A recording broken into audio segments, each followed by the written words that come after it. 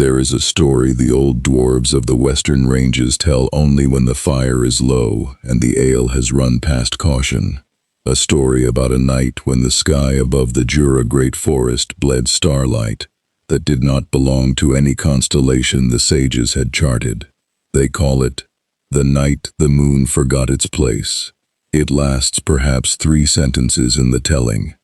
It deserves 1,000. It began, as all true endings do, somewhere else entirely. In a world beyond worlds, beneath a sky finally settled into a new and quieter order. An age had just been won. The shattering was healed in its own strange way. Not mended, but replaced. The way a scar replaces a wound. A throne had been claimed. A crown had been discarded in favor of something colder and wiser. A moon, hung high and pale, ruling not through the terror of gods but through the simple, absolute fact of its distance. Ranni the Witch had done what no other Empyrean dared. She had cut the puppet strings of a dying god and built her own sky in its place, and she had done it while never once needing to be seen. Beside her, kneeling not in submission but in the particular loyalty of a soldier who has chosen his general for himself, was the Tarnished, a wanderer who had crossed a shattered continent to become something the old maps had no name for, an Elden Lord answering to no god but the one he'd chosen.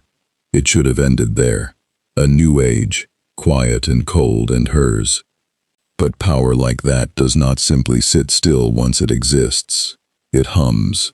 It has weight, and weight, in enough quantity, bends the fabric it rests on.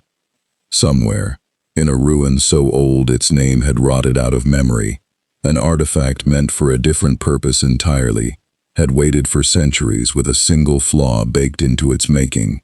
It did not summon strength. It summoned significance.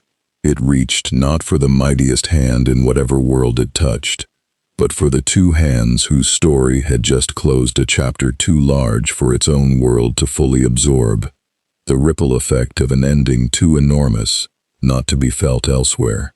And on the night the Age of Stars began, deep in a forest half a world away and a universe apart, that ruined silent machinery finally found who it had always been reaching for. The Jura Great Forest kept no such artifacts as a rule. It was too young a wilderness to hoard the sort of thing that reaches between worlds. But the forest is vast, and vast things hide vaster secrets.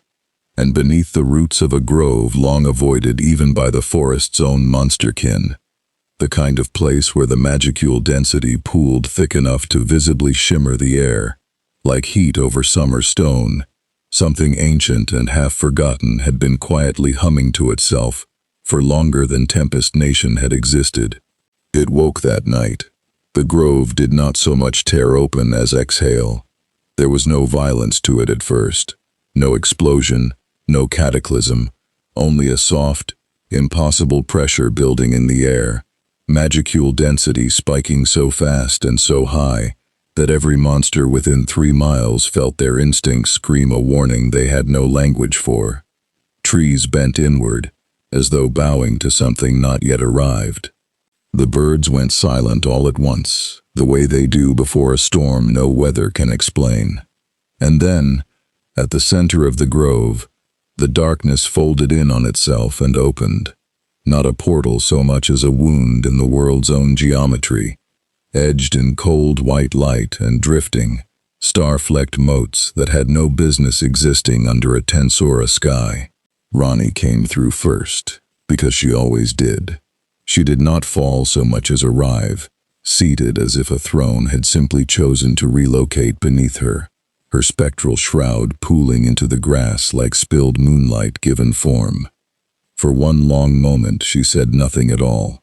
Her violet eyes, sharp behind the pale, dull-still mask of her face, took in the forest with the unhurried thoroughness of someone who had learned, across a very long unlife, that the worst mistake a powerful thing can make is to react before it understands. The Tarnished came through a half-second behind her, and did not arrive so gently. He hit the earth in a controlled roll, greatsword already half drawn on instinct before his mind had caught up to the fact that there was, as yet, nothing here to fight. Dirt and old leaves scattered from the impact. The runes along his blade pulsed once, gold and hungry, then dimmed as he read the stillness of the grove and understood, the way a soldier understands weather, that this was not yet a battlefield. "Well," Ranni said at last, and her voice carried that particular note of dry amusement she reserved for the universe's more elaborate inconveniences. "That is new." The Tarnished straightened, sheathing the greatsword across his back in one economical motion, and turned in a slow circle. Ancient oaks towered on every side, their bark strange, a deeper, more saturated green than anything in the lands between, threaded through with faint bioluminescent veins that pulsed in time with some rhythm he didn't recognize. The air itself felt different, thicker, charged, in a way that had nothing to do with sorcery he knew, and everything to do with something this world simply had, ambient and constant, the way the lands between had Erd-tree light. He said nothing. He rarely did when there was nothing yet worth saying, and Ranni had long since stopped expecting him to fill silence for its own sake. It was, if she were being honest with herself in the privacy of her own thoughts, one of the qualities she valued most in him. "This is not the lands between," she continued, drifting a slow circle of her own, cataloging. "That much is obvious even to the half-formed part of you that still thinks with its sword first. The air is wrong. There's a density to it, magic, but not as we understand magic. It sits in the air itself, not merely channeled through it. Whatever built this world built its rules differently than the greater will built ours." A pause, and something sharpened behind her mask. Not fear. Ranni did not deal in fear, but the particular attentiveness of a scholar who has just found a book written in an alphabet she doesn't recognize, and desperately wants to. Fascinating. The Tarnished's gauntleted hand found the hilt of his blade again, not drawn, simply resting, the way a soldier's hand rests near a door in an unfamiliar house. He looked to her, wordless, and the question in the set of his shoulders was clear enough without speech. "What do we do?" "We do nothing rash," Ranni said, answering the question he hadn't spoken, because after everything they had survived together, she rarely needed him to. "We are strangers here, and strangers who announce themselves with violence tend not to live long enough to learn anything useful. We observe. We learn what this world calls power, and what it calls a threat, before we decide which, if either, we intend to be." Her spectral shroud curled thoughtfully around itself. "Besides, I did not spend an age on making a god just to be careless the very night I finished. It was, in its way, the truest thing either of them said all night, and it would prove, in the section still to come, to be the single decision that shaped everything after it. Because Ranni the Witch had built her entire reign on one principle above all others: power revealed too early is power squandered. She did not intend to make that mistake twice, not even in a world that had never heard her name. They did not have long to observe undisturbed. 3 miles east, in the wooden and stone sprawl of Tempest Nation, a city barely 2 years old, and already humming with the particular energy of a nation that knows it is becoming something history will remember. Sue felt the disturbance before any report reached him. He had been on the eastern patrol route, the quiet stretch of forest road that ran along Tempest's border where the trees grew close enough to the old dwarven trade path that bandits sometimes tested Tempest's patience. It was tedious work, beneath his actual skill, and he had long since stopped minding that Rimuru assigned it to him anyway. Trust, in Tempest, was earned in unglamorous places as much as in battle. The magicule spike hit him like a physical thing. Soe stopped mid-stride, one hand instinctively dropping to the kunai at his hip. his breath going still in the particular way it did, only when instinct outran thought.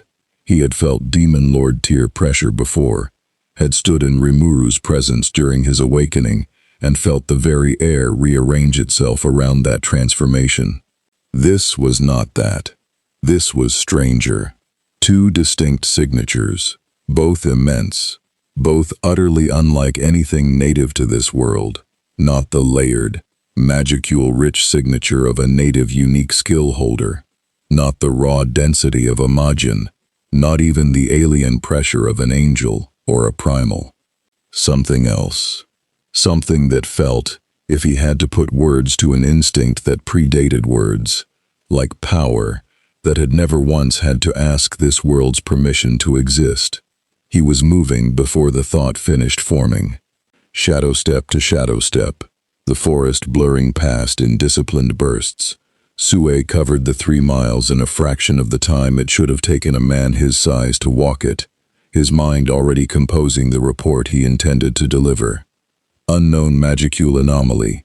Point of origin the old grove past the 3rd ridge. Signature strength. Unclassifiable. He reached the tree line above the grove and went utterly still, dropping into the deep stillness of a trained shinobi. Chakra. No. Magicules, he corrected himself out of old habit, drawn tight and quiet. Presence folded down to nearly nothing. Below him, in a clearing lit by the last drifting motes of a closing rift, stood 2 figures unlike anything in his considerable experience of this world's threats. One floated rather than stood, a small hooded shape trailing shadow like a lady's train, pale and doll still, and radiating an aura Sue's trained senses immediately, instinctively filed under a category he had never before needed. Do not engage without Rimuru-sama's direct order. It was not the raw, overwhelming pressure of Milim's careless strength, nor the crushing, deliberate weight of Guy Crimson's domain. It was quieter than that, and somehow worse for its quiet, the aura of something that had never needed to be loud to be obeyed. Beside her stood an armored warrior, still, watchful, a blade sheathed across his back that Sue's ultra-speed regeneration-honed instincts flagged as dangerous, on a level that had nothing to do with its size.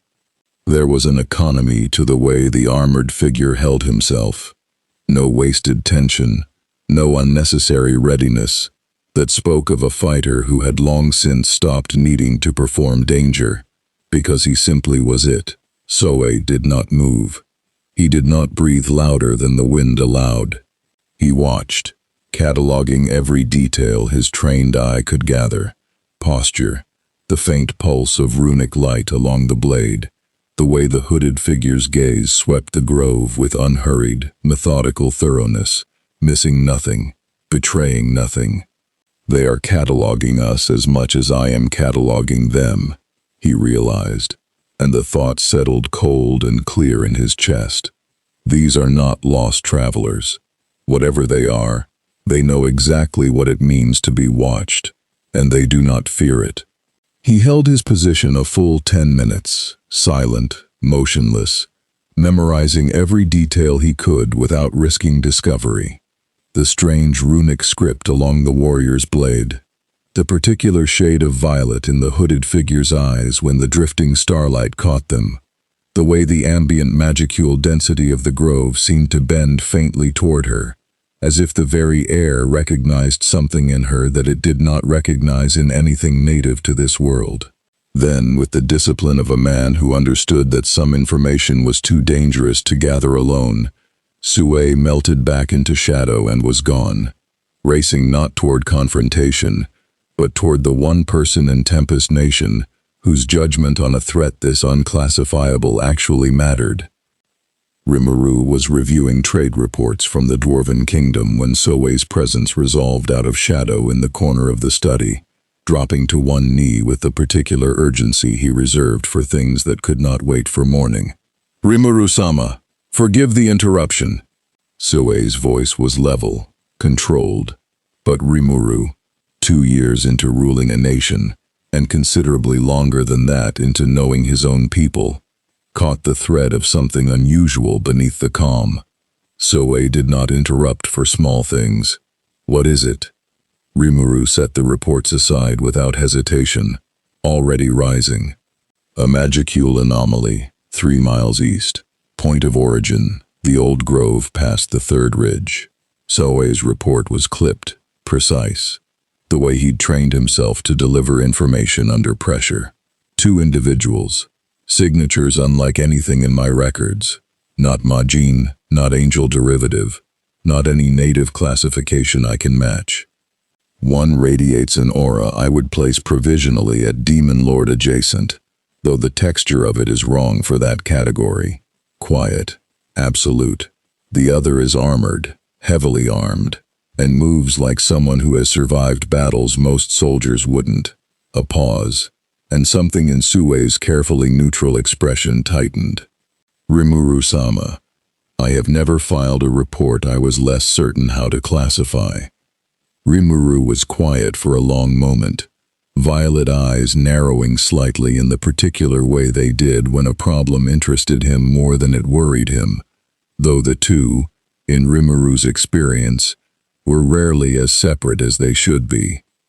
"2 people just appear out of nowhere with power we can't even categorize, and your instinct is to come straight to me instead of engaging?"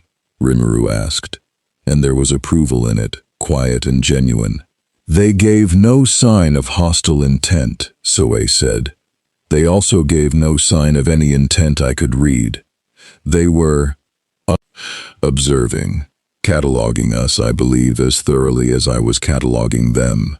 He hesitated, then added, with the particular honesty Rimuru valued in him above almost anything else, "I do not believe engaging them alone would have been wise, or survivable, if my read of that first signature is accurate." Rimuru exhaled slowly, already reaching for the light coat draped over the chair, the one Shuna had tailored with Tempest's insignia stitched discreetly into the collar, and pulling it on with the unhurried care of someone who understood that the first move in a situation like this mattered more than the 10th. "Get Benimaru," Rimuru said, "and Shion, if she's not already halfway out the door the second she hears there's something new in the forest." A faint, wry note crept into the words. 2 years of leading Tempest's more excitable warriors had taught Rimuru exactly how fast news like this traveled. "Whatever just landed in our forest, I'd rather meet it with a show of who we are than let it decide who we are for us." So we rose, already dissolving back toward shadow, then paused. "Rimuru-sama, one more thing." His voice dropped, careful, precise. "The hooded one, when I broke contact, I could have sworn the light in the grove bent toward her, not the other way around, as though the world itself were curious about her." Rimuru's expression did not change, but something behind the violet eyes sharpened into full and total attention. "Curious," Rimuru repeated softly, half to themselves, already moving toward the door. "Let's go meet her then, before curiosity turns into something worse."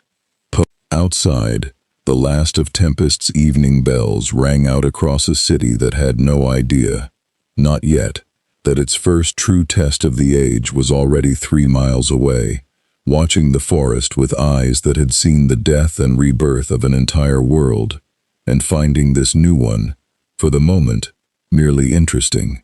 The grove had gone quiet again, but not empty, and in that quiet, 2 strangers who had just ended one age were about to discover exactly how loudly this one intended to introduce itself. The forest between the grove and Tempest Nation was not, by any measure Rimuru would have used a year ago, a peaceful place to walk at night. But 2 years of careful diplomacy, monster integration, and the occasional decisive show of force had turned the Jura Great Forest's heart into something closer to a garden than a battlefield. Patrolled paths, wards against the worst of the old dangers, the comfortable hum of a nation that had made peace with its own wildness.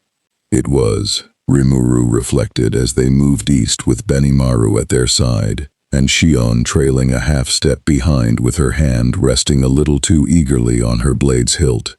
Exactly the kind of peace that made an unclassified anomaly 3 miles from the capital feel less like an adventure, and more like a threat to something worth protecting. "You're certain," Sue said, Demon Lord adjacent. Benimaru said, not for the first time, his crimson eyes fixed on the darkening tree line ahead. His naginata rested across one shoulder, casual in posture, entirely uncasual in the way his fingers had never quite left the shaft. "Not Demon Lord. Adjacent." His words, Rimuru confirmed. Which, knowing Sue, means he genuinely couldn't place it, and didn't want to guess wrong in either direction. "I still don't understand why we're not simply going in with everyone," Xion said, and there was an eagerness in her voice that Rimuru had long since learned to read as equal parts loyalty and appetite for a good fight. "If it is dangerous. If it's dangerous, then showing up with our entire military is a declaration of war, before we've even said hello," Rimuru said, patient in the way of someone who'd had this exact conversation with Xion more than once. "We're going to talk first. Fighting is always available as Plan B." Diablo fell into step beside them without announcement, the way he tended to appear precisely when things were becoming interesting, his ever-present smile a shade sharper than usual. "Forgive my intrusion, Rimuru-sama. I felt the disturbance from the estate and thought my presence might prove useful, should diplomacy require an alternative." "Try not to make that alternative necessary," Rimuru said dryly, and Diablo's smile only widened, delighted, as always, by the mere possibility.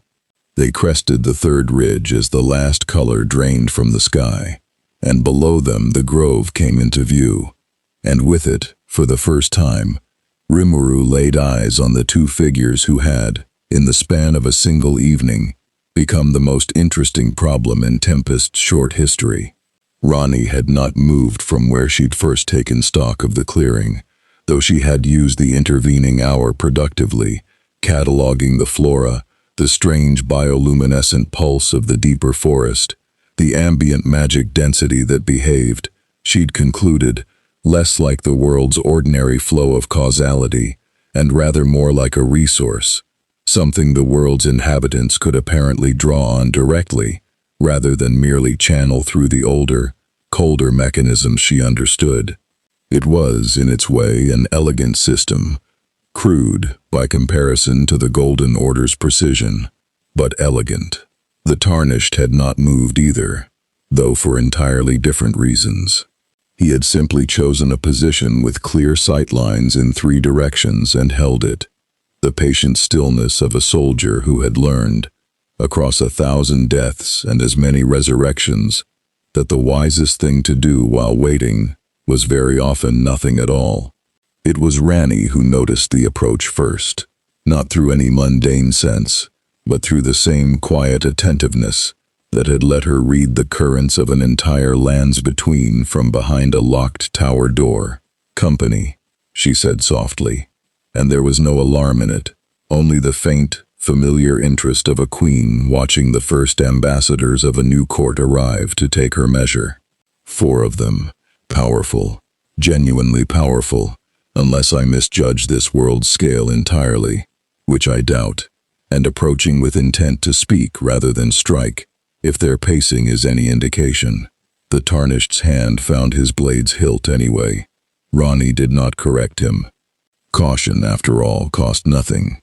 Rimuru stepped into the clearing first, deliberately, hands visibly empty. Benimaru, a half-step behind and to the side in the classic formation of a commander, flanking a leader who intended, for now, to lead with words. Xion and Diablo held back at the tree line, visible, present but not crowding the moment, a restraint that cost Xion visible effort. For a long moment, nobody spoke.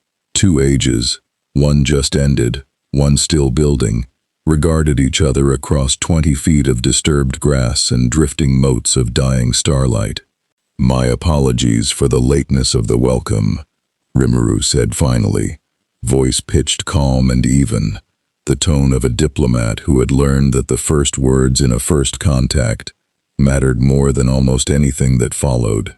I'm told something arrived in this grove about an hour ago, with enough force to unsettle every monster for 3 miles. I'd like to know who you are, and whether you need anything, before we get to whether you're a problem I need to solve. It was, Ranni decided, watching this small, androgynous, disarmingly calm figure with genuine and immediate interest, an unusually intelligent opening, not a demand, not a threat, an offer of hospitality wrapped around an unmistakable statement of capability. I could make this violent, and I am choosing not to, and that choice is mine to make. She had built her own reign on exactly that kind of quiet authority. It was, in its way, like meeting a distorted, softer mirror of herself. How refreshing, Ranni said, and let her voice carry the full weight of centuries of practiced composure, to be greeted with a question instead of a blade. Her spectral shroud shifted, drawing her fractionally closer, without ever seeming to move at all. An old habit, unsettling most who witnessed it for the first time. Rimuru did not flinch, and she noted that, filed it away. I am Ranni. This is my consort. A faint, dry note entered her voice. Who does not speak much, but who I assure you speaks fluently in every language that matters, should the need arise. The Tarnished inclined his head once, a soldier's economical greeting, and said nothing at all, which told Rimuru rather a lot on its own. We are not from this world, Ranni continued, watching Rimuru's reaction to the admission with the careful attention of a scholar recording data. We arrived by accident, or by something close enough to accident that the distinction hardly matters. I would prefer, if it is all the same to you, that this remain the extent of what we volunteer tonight. Not out of malice, merely out of the well-earned habit of a life that has taught me power revealed too quickly is power squandered. A faint curve touched the edge of her masked expression, not quite a smile, but its cousin. I imagine a ruler as evidently careful as yourself understands that instinct rather well. Benimaru's grip on his naginata had not relaxed, but something in his posture shifted, recalibrating, the way a soldier recalibrates when an opponent reveals themselves to be, at minimum, someone worth taking seriously as a mind, and not merely a threat. Rimuru, for their part, felt something click into place. Recognition, not of the specific power in front of them, but of the shape of it. A ruler speaking to another ruler. An awakened demon lord had learned, across 2 years of careful diplomacy, exactly how to hear that particular register of voice. I understand it better than you might expect, Rimuru said. I'm Rimuru Tempest. This is Tempest Nation's territory you landed in. Not that landing here was your choice, from what you're telling me. I run this forest, more or less, and part of running it means I need to know when something with your kind of presence arrives in it, uninvited or not. A pause, careful, measured. I'm not asking you to prove anything tonight. I am asking you not to make me regret extending the courtesy of asking first. It was, Ranni thought, an admirably direct answer wrapped in exactly enough velvet to avoid sounding like a threat, while remaining, unmistakably, one. She approved. A fair position, Ranni said, and one I have no present intention of testing. She let the words settle, then added, with the faintly amused precision of someone laying groundwork rather than merely making conversation. We require, for the moment, very little. A place to exist without immediate hostility, while we determine the shape of this world and our place, if any, within it. In exchange, I am prepared to be a courteous guest, provided your hospitality extends as far as your caution allows. Rimuru glanced, briefly, toward Benimaru. A wordless exchange 2 years of partnership had made nearly instantaneous, and found in the Oni commander's expression the same red Rimuru had already reached, dangerous, controlled, not currently hostile, worth extending trust to cautiously, rather than trust to fully. Tempest doesn't turn away people who aren't looking for a fight, Rimuru said. You'd have my hospitality. I won't pretend I'm not going to watch closely while you have it. I think you'd respect that more than pretending otherwise. Watched hospitality is, in my experience, considerably more honest than the unwatched kind. It was the Tarnished who moved next, not toward conflict, but toward the single gesture that, in Ranni's long experience of him, mattered more coming from his silence than any speech could have. He unslung the great sword from his back, slowly, deliberately, in full view of every wary eye in the clearing, and planted its point into the earth before him. Not a surrender, not quite, but the universal soldier's language, for I see that you have not drawn against us, and I am choosing, for now, to answer that in kind.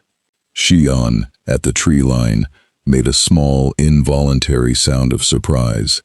She had expected, if she was honest with herself, considerably more resistance from a warrior radiating that particular density of leashed violence.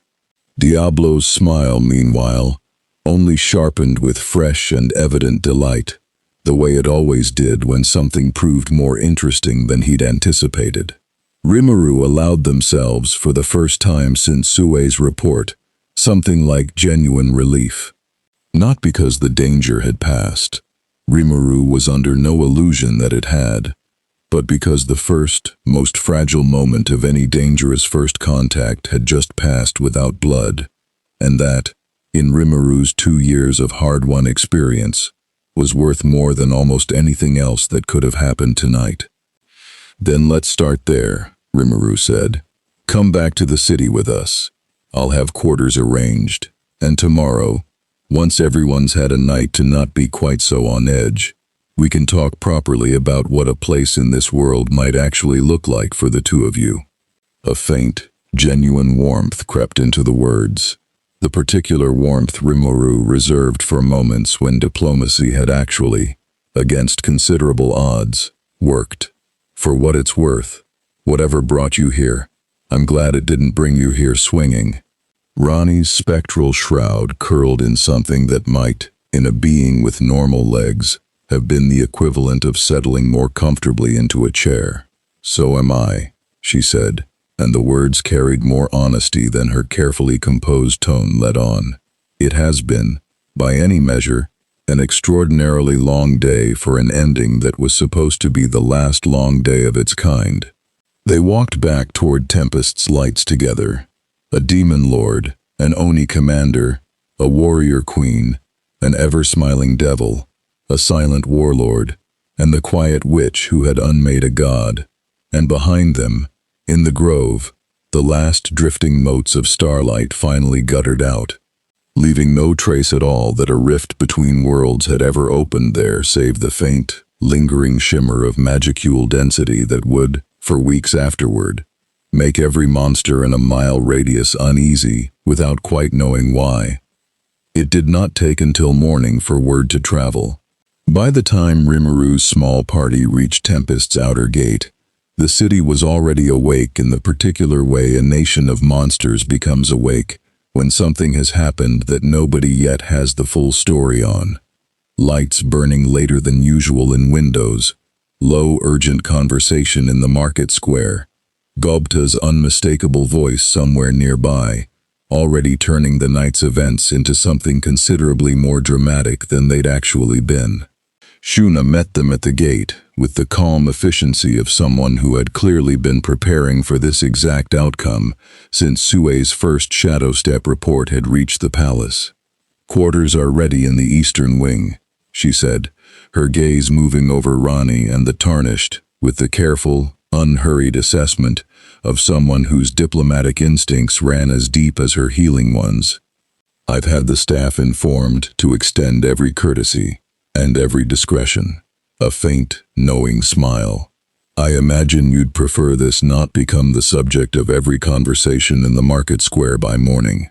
An impossible hope, I suspect, Ranni said, with the dry amusement of someone who had, in her long unlife, given up expecting privacy where interesting things were concerned. But I appreciate the attempt regardless. Shuna's smile widened. Genuine. I like her already, she murmured to Rimuru, low enough that only they could hear it.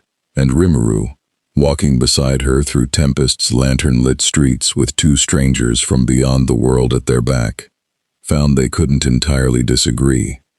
But diplomacy, however successfully begun, rarely stayed contained to a single night, in a single forest, unnoticed by the wider world. Even as Ranni and the Tarnished were shown to quarters that Ranni found, with faint and genuine surprise, more thoughtfully appointed than she'd expected from a nation barely 2 years established, even as Shuna fussed over whether the Tarnished required food, water, or simply rest, questions he answered with characteristic silence and a single grateful nod.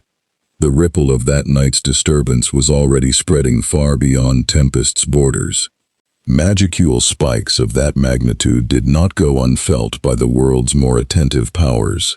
In a coliseum built for gods to watch mortals fight, a white-haired ruler with crimson eyes paused mid-sentence in a conversation with one of his lieutenants, head tilting fractionally westward, an ancient and faintly delighted curiosity crossing features that had long since stopped finding much in the world genuinely surprising. In a fortress carved from ambition and careful cruelty, a spider-thin demon lord's countless subordinates began, quietly and without fanfare, gathering every scrap of information they could about an anomaly that had, for one brief moment, made the entire eastern Jura region's magicule density flicker like a candle in wind. And in a grand cathedral of the Western Holy Church, an aging cardinal received, in the deep hours of the night, a report from a church-aligned informant embedded in the dwarven trade routes.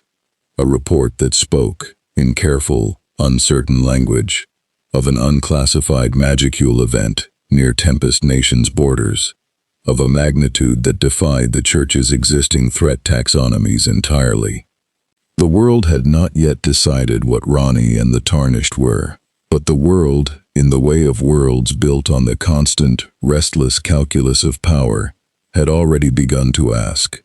Back in Tempest, in quarters lit by warm lantern light and unfamiliar to a witch who had spent centuries in towers of cold stone and colder purpose, Ranni sat, floated, in silence for a long while after the others had gone, the Tarnished a still and watchful presence near the window, greatsword once more within easy reach.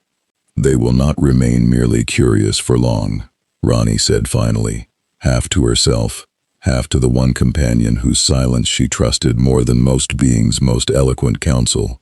Rimuru is intelligent, genuinely, dangerously intelligent, in a way I did not expect to find in a world I assumed, foolishly, might be simpler than the one we left.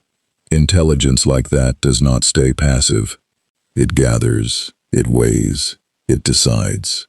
Her violet eyes, behind the pale stillness of her mask, caught the lantern light and held something unreadable. We have perhaps bought ourselves a handful of days of goodwill. What we do with them will determine whether this world remembers us as guests, or as the second ending it was forced to survive in as many nights.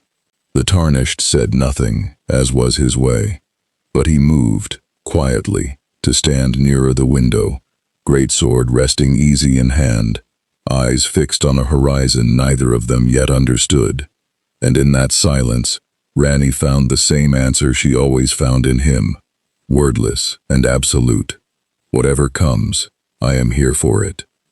Outside, Tempest Nation's lights burned late into a night that had, without any of its citizens quite realizing it yet, just become the opening chapter of the greatest test its 2-year history had ever faced. Morning in Tempest Nation arrived the way it always did. Bright, bustling, the market square filling with the particular cheerful chaos of a city built by monsters who had chosen, against every instinct their old lives had taught them, to trust each other. Ranni woke to it, or rather, ceased the long meditative stillness that passed for her rest, to find the Tarnished already awake, standing at the window with the patient watchfulness of a man who had spent more of his existence keeping vigil than sleeping. "Nothing untoward in the night?" she asked. Though she already knew the answer, she would have felt it if there had been. He shook his head once, then gestured with his chin toward the window, toward the city beyond it, waking gold and green under a clean morning sky. Ranni drifted to his side and looked out properly for the first time at what Tempest Nation actually was, rather than what she had inferred it to be from a single night's careful diplomacy. It was, she had to admit, considerably more impressive than her first cautious estimate. Wood and stone architecture rose in confident, deliberate layers, nothing haphazard about it, the mark of a builder who thought in terms of decades rather than seasons. Monsters of every description moved through the streets below with the unhurried ease of citizens rather than the wary posture of survivors. Lizardmen hauling produce alongside ogre laborers, a trio of goblin children chasing something small and fast between market stalls, a Kijin merchant haggling good-naturedly with a dwarven trader over the price of enchanted steel. They built a civilization, Ranni said, and there was genuine surprise in it, buried beneath her usual composure. Not a war camp, not a fortress dressed up as a city, an actual civilization, and a functioning one. In what, you heard Rimuru say, 2 years? She turned the thought over with the careful attention she gave anything that upended her expectations. That is either remarkable competence or remarkable luck, and I confess, I am inclined to suspect the former. A knock at the door interrupted the thought. 3 measured raps, followed by Shuna's voice, warm and unhurried. "Forgive the early hour. Rimuru-sama would like to invite you both to breakfast, if you're amenable. And there are a few others who'd very much like to be introduced properly, in daylight, without quite so much tension in the air as last night." Ranni exchanged a glance with the Tarnished. A wordless negotiation. 2 beings who had crossed a shattered world together no longer needed actual words to conduct, and found in his slight nod the same conclusion she'd already reached herself. "We would be glad to," Ranni called back, and meant it. Information, after all, was the only currency that mattered in the opening days of any new order, and breakfast, she'd learned across centuries of careful political maneuvering, tended to loosen tongues considerably more effectively than interrogation ever did. The private dining hall Shuna led them to was modest by the standards Ranni imagined a demon lord might command, and she found she respected the restraint of it. Sturdy wood furniture, morning light through wide windows, a table set with a spread that smelled, despite her having no particular need for food, genuinely appealing. Rimuru sat already at the head of the table, and around it had gathered a collection of individuals whose auras, even at rest, spoke to considerable and varied strength. Benimaru, Naginata absent for once, expression still faintly wary. A broad-shouldered ogre with an easy, welcoming smile, who Rimuru introduced as Gobta, captain of Tempest Scouts. And, seated with an elegance that felt almost theatrical, the black and white clad figure from the night before, his crimson eyes fixed on Ranni, and the Tarnished with an intensity that made even Ranni's long-practiced composure work slightly harder to maintain. "Diablo," Rimuru said, by way of introduction, a faint note of resigned amusement in the words. "One of my closest subordinates. He's harmless, mostly, so long as nobody gives him a reason to be otherwise. Rimuru-sama is far too modest about my temperament," Diablo said, rising with a small theatrical bow directed at Ranni that carried just enough genuine deference beneath its performance to be more than mere theater. "It is an honor to meet beings capable of unsettling an entire forest's magicule flow merely by arriving. I confess I have not felt genuine curiosity in some time. You have my full attention, my lady. A rare enough gift, I assure you." Ranni regarded him for a long moment, cataloging the particular shape of the power radiating beneath his composed surface. Old, deep, layered with something that felt distinctly unlike the raw, natural strength she'd sensed in Rimuru. Deliberate, cultivated, demonic. In the specific technical sense, she was already beginning to understand this world used the word. "How refreshing," she said, echoing her words from the night before with a faint, deliberate edge of amusement. To be flattered by someone whose flattery is at least honestly self-interested. She settled, floated, into the seat Shuna had prepared, the Tarnished taking the one beside her with characteristic quiet. "I find sincerity considerably more tedious than a well-constructed compliment in general. You may keep speaking." Diablo's smile, already wide, sharpened further with evident delight, and Benamaru, watching the exchange with the flat patience of a man who had long since stopped being surprised by Diablo's particular brand of enthusiasm, allowed himself a small, exasperated sigh. Breakfast proceeded for a time, on the comfortable surface of careful pleasantries. Questions about the food, which Ranni, lacking any real need to eat, navigated with practiced grace, and which the Tarnished consumed with the efficient thoroughness of a soldier who had learned, across 1,000 campaigns, never to waste a meal when one was offered. Observations about Tempest's architecture, the kind of small, testing conversation two wary parties exchange, while quietly building toward the questions that actually mattered. It was Rimuru, unsurprisingly, who steered toward them first. "I've been thinking about what you said last night," Rimuru said, setting down a cup of tea with deliberate care, "about not wanting to volunteer more than you had to.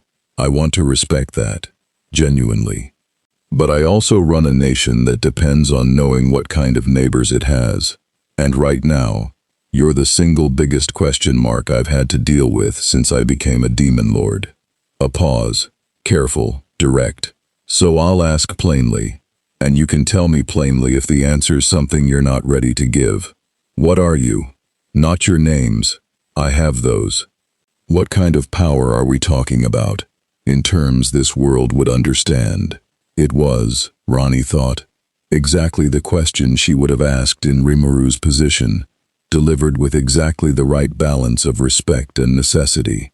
She found herself, not for the first time since arriving, faintly impressed by the young demon lord's directness. "A fair question, honestly asked," Ranni said, "and I will answer as much of it as I am willing to, which I think you will find is more generous than you might expect." She folded her hands, or the spectral approximation of hands, with the deliberate poise of someone about to deliver a lecture she'd given, in one form or another, many times before. "In the world we came from, power was governed by something your world does not appear to have. A singular, overarching order, imposed and maintained by higher beings, who dictated, quite literally, the rules by which mortal strength could grow, and where it was permitted to reach. I did not merely defeat an enemy to arrive at the strength I now carry. I ended that order. I severed the mechanism entirely, and built a new one in its place, smaller, quieter, answering to no one but myself." Even Diablo's perpetual smile had sharpened into something more focused, more genuinely attentive. "In your terms," Ranni continued, "I am something your classifications likely have no precise category for. Not merely powerful in the way your demon lords are powerful, though I do not doubt the comparison is a fair starting point. I am something closer to what I understand you would call a god, in the old sense of the word, save that I have made a very deliberate point, across my long unlife, of never acting like one. Godhood revealed is godhood squandered. I prefer my strength quiet, until quiet no longer serves the purpose it was meant to." The silence that followed was, in its way, more telling than any reaction could have been. Rimuru's expression had gone carefully, deliberately neutral, the specific stillness of someone recalculating an entire threat assessment in real time. Benimaru's hand had drifted, instinctively, toward where his naginata would have rested had he brought it to breakfast.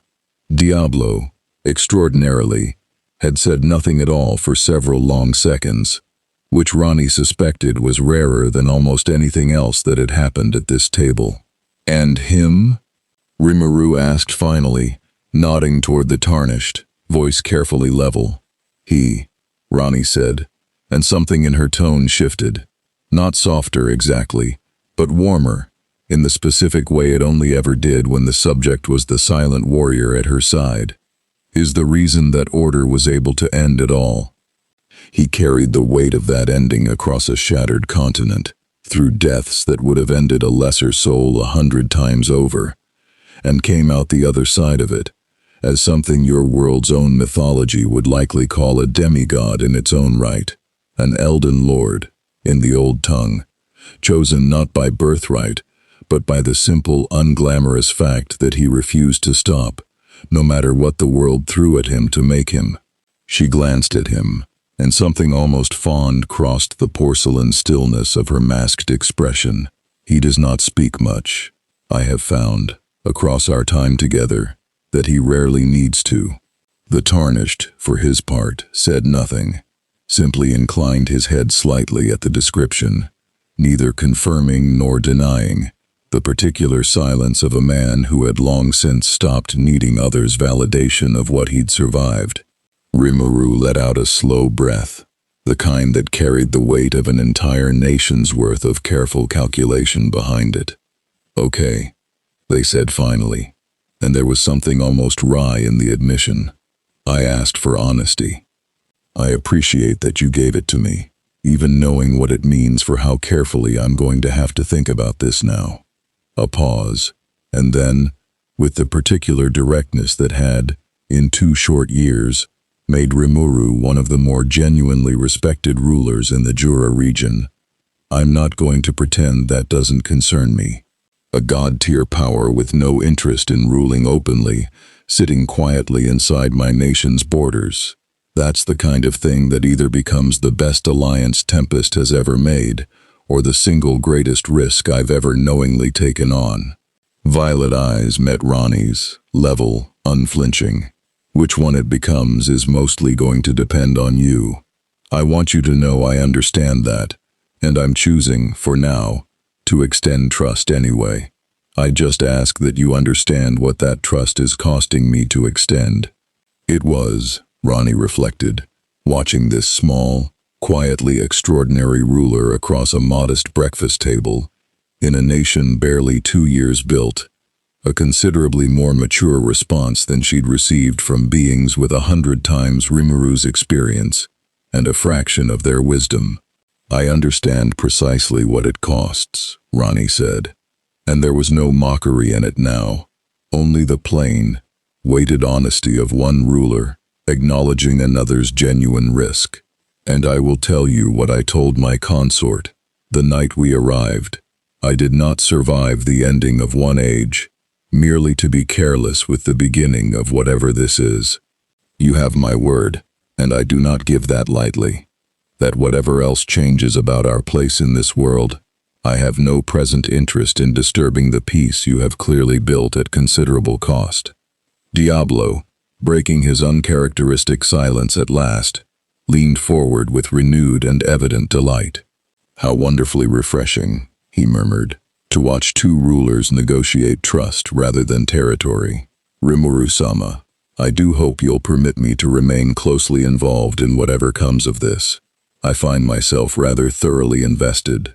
"I'm sure you do," Rimuru said dryly, and for the first time since the conversation had turned serious, something like genuine humor returned to the table. But even as the tension eased, even as breakfast resumed its careful, cautiously warming rhythm, Benimaru caught Rimuru's eye across the table with a look that needed no words to translate. "This is bigger than breakfast, and we both know it."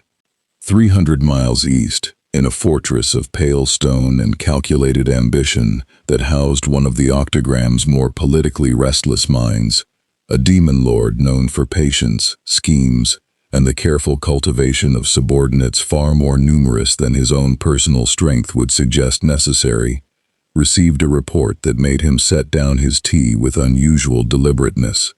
Clayman read the account twice. The magicule anomaly near Tempest's borders, the unclassifiable signature, the fact that Rimuru's forces had responded not with force but with what his informants described, carefully, as diplomatic urgency.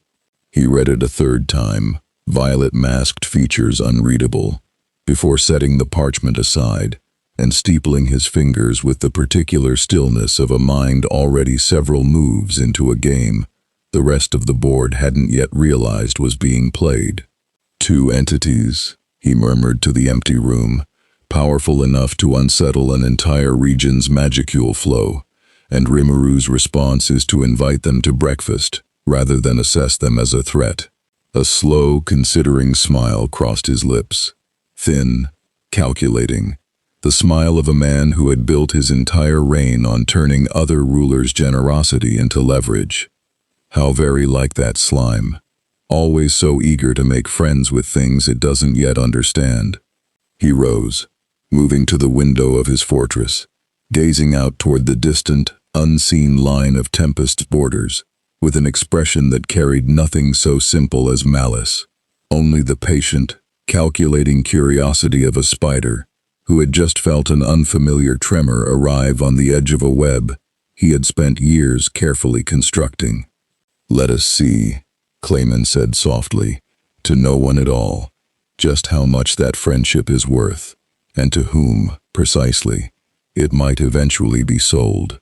Behind him, unseen and unheard, his web of subordinates and pawns had already begun, quietly, to move. The days that followed settled, against every instinct Ranni's long unlife had trained into her, into something disconcertingly close to peace. It was not trust, not yet. She was too careful a creature to mistake careful hospitality for genuine safety, and she suspected Rimuru extended the same caution in reverse. But it was, undeniably, a kind of working accord. Ranni and the Tarnished remained in the eastern wing of Tempest's palace, free to move through the city, under the watchful, unobtrusive attention of Sue's shadow agents, while Rimuru's court, slowly, carefully, began the work of understanding exactly what had arrived in their forest. Ranni, for her part, found the work of understanding mutual. She spent the mornings in careful conversation with Shuna, whose diplomatic mind and genuine curiosity about magic made her an unexpectedly ideal tutor in the mechanics of this world's power. The concept of magicules as an ambient, harvestable resource, rather than a channeled force. The strange, layered hierarchy of unique and ultimate skills, the peculiar political weight carried by the demon lords of the octagram, 10 beings whose combined strength shaped the balance of an entire world's power, the way the Erd tree's roots had once shaped the lands between. 10, Ranni repeated, turning the number over with genuine interest as she and Shuna walked the palace gardens on the fourth morning, the Tarnished a silent, watchful shape a few paces behind. And Rimuru is the newest among them, is that correct? Awakened only recently. After the Falmouth War, yes, Shuna said, her voice carrying the particular warmth she reserved for speaking of Rimuru's rise. Rimuru-sama lost someone very dear that day. Shion, our knight commander, among others, and the grief of it triggered an awakening most demon lords spend centuries building toward deliberately. A shadow crossed her serene features, quickly folded away. It was not a happy path to power, but it was, I think, an honest one. Rimuru-sama has never sought strength for its own sake, only ever for the sake of protecting what matters. Ranni was quiet for a moment, considering this with the particular attentiveness she gave anything that complicated her initial read of a person. "That is not a small thing," she said finally, "to find in a ruler. In my experience, power arrived at through grief tends to curdle in one of two directions, toward a ruthlessness that mistakes cruelty for strength, or toward a paralysis that mistakes gentleness for weakness. Rimuru appears, so far, to have found neither. A faint, genuine note of respect entered her voice. That is rarer than you might think, among rulers of any world. You sound as though you speak from experience, Shuna said. Gentle, not quite a question. I have watched a great many rulers rise and fall across a very long unlife, Ranni said, and did not elaborate further. And Shuna, with the particular grace of a diplomat who knew precisely when not to press, let the silence stand. It was on the 6th day that the peace, however fragile, met its first genuine test. Sue brought the report directly to Rimuru's study at midday, his expression carrying the particular controlled urgency that had, in 2 years of service, come to mean this cannot wait for the evening briefing. A church patrol, Sue reported, moving through the southern trade routes, closer to our border than their usual patrols venture. My agents confirmed they're gathering information, asking questions of dwarven traders about unusual magical phenomena near Tempest territory. They know something happened. They don't yet know what. Rimuru set down the report they'd been reviewing, expression sharpening. The Western Holy Church doesn't send patrols to gather rumors for fun. If they're asking questions this specifically, someone in Lubelius already has a theory they're trying to confirm. A pause, calculating. How close are they to actually finding the grove? 2 days out, at their current pace. Possibly less, if they push. Rimuru exhaled, running a hand through silver lavender hair in the particular gesture that Sue had long since learned meant a difficult decision was being weighed. I don't want the church stumbling onto Ranni and drawing their own conclusions before we've had a chance to shape the conversation ourselves. Luminism's entire worldview runs on clean lines between human and monster, holy and demonic. Something as unclassifiable as what she is could get filed under demonic threat before anyone in Lubelius even bothers asking a real question. A decisive note entered their voice. Get Benamaru. I want a diplomatic presence at the border before that patrol gets close enough to make its own assumptions. The meeting, when it came, took place on neutral ground, a wide clearing at the southern edge of Tempest's claimed territory, chosen deliberately by Benamaru for its visibility and its distance from anything the church might mistake for a target worth investigating further. Ranni had insisted, over Rimuru's initial reluctance, on attending in person. If they are already forming theories, she'd said, with the particular flat logic that made her difficult to argue with, then the wisest course is to shape those theories directly, rather than let second-hand rumor do it for me. I have considerable experience being misunderstood by institutions, convinced of their own righteousness. I would prefer, this time, to manage the narrative myself. The church patrol that arrived was smaller than Rimuru had expected. A dozen armed clerics in pale, sun-marked robes over practical armor, led by a stern-faced paladin whose bearing spoke of considerable field experience. Rimuru recognized the banner at their front and felt a flicker of grim relief. Not one of the church's more zealous hardline units, but a standard investigative patrol, the kind sent to gather information rather than provoke confrontation. Rimuru Tempest, the lead paladin said, inclining his head with the careful, measured respect one gave a demon lord one had no intention of fighting today. We did not expect an audience with you personally. We're investigating reports of unusual magical activity near your territory's border. Then you've saved yourself a great deal of trouble, Rimuru said evenly, because I can tell you exactly what happened, rather than let you piece it together from rumors that'll only get less accurate the further they travel. A gesture, and Ranni drifted forward, the Tarnished a silent, armored shadow at her side. This is Ranni, and this is her companion. They arrived in the Jura Forest 6 days ago, from somewhere outside this world entirely. They're guests of Tempest Nation.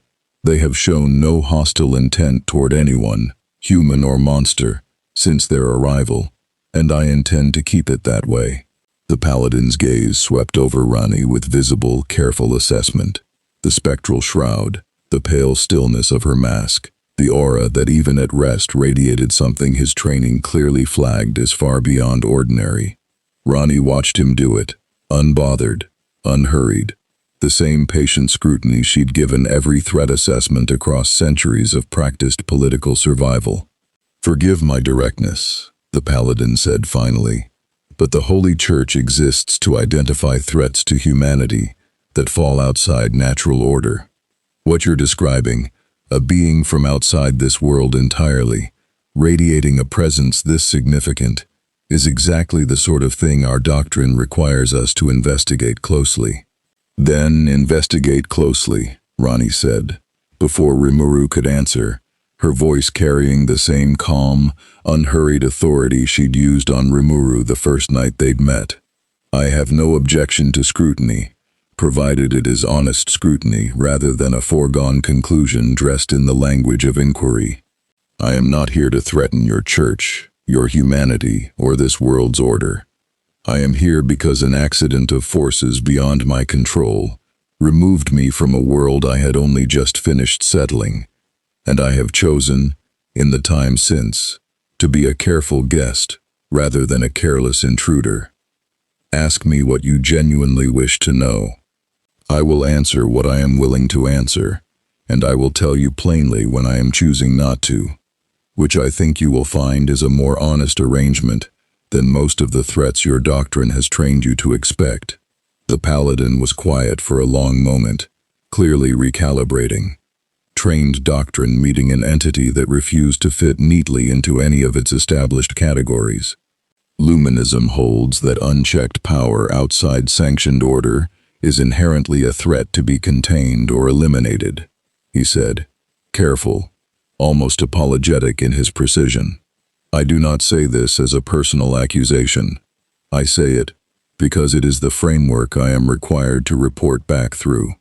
Then report back, Ranni said, unbothered, that you met a being who chose words over violence, restraint over spectacle, and cooperation with a monster nation over conquest of it, despite having, by every measure your own scouts could take of me, more than sufficient power to have chosen otherwise.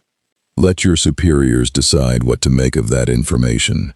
I find that honest facts, reported honestly, tend to unsettle rigid doctrine far more effectively than any argument I could make on my own behalf. It was, Rimuru thought, watching the exchange with a mixture of alarm and reluctant admiration, exactly the kind of answer that would either buy Ranni real credibility with the church's more reasonable elements, or mark her, in the eyes of its hardliners, as dangerously, unnervingly self-possessed, in a way their doctrine had no comfortable box for. The paladin studied her for a long moment more, then inclined his head. Not agreement, not trust, but the careful, professional acknowledgement of a man logging information he did not yet know what to do with. I will report what I have seen and heard, as accurately as I am able, he said. I make no promises about how it will be received in Lubelius. A pause, and something almost like genuine curiosity broke through his measured formality. For what it's worth, I have met few beings of any description who answer questions about their own power as plainly as you have. Whatever else comes of this, I do not think you lied to me today. I rarely find lying worth the effort, Ranni said. The truth, delivered with sufficient confidence, is almost always more unsettling anyway. The patrol withdrew not long after, and Rimuru let out a long, slow breath as the last of the pale robes disappeared back down the southern trade route. That, Rimuru said, could have gone considerably worse. It could have, Ranni agreed.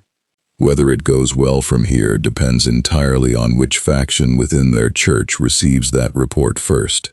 The ones capable of nuance, or the ones who have built entire careers on there being none.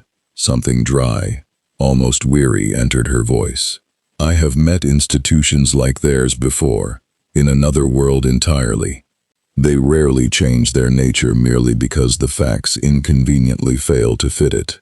Benimaru, silent through most of the exchange, finally spoke, his crimson eyes still fixed on the empty trade route. "You handled that with more patience than I expected," he said, and there was genuine, grudging respect in it.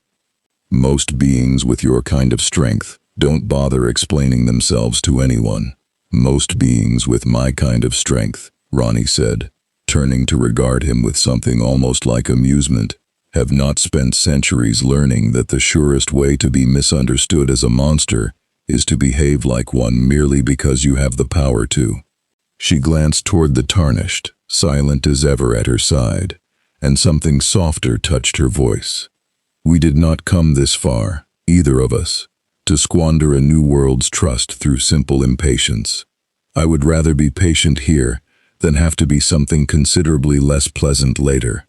They turned back toward Tempest together, the southern trade route falling quiet behind them, but far to the east, in Lubelius, the report that Paladin carried would, in the weeks to come, land on desks belonging to men and women who did not share his patience, and who would read the same honest words Ranni had offered, and hear, in them, not restraint, but confirmation of exactly the threat their doctrine had trained them to fear. The peace, fragile as it was, had survived its first test. It would not be its last. Lubelius received the Paladin's report on the 9th day, and the reaction, as Ranni had privately predicted, split cleanly along lines that had existed within the Western Holy Church for far longer than either she or the Tarnished had been in this world. Cardinal Louis Gold read the account with the same careful, deliberate thoroughness he applied to every report crossing his desk, and found himself, against considerable professional instinct, troubled by his own reaction to it.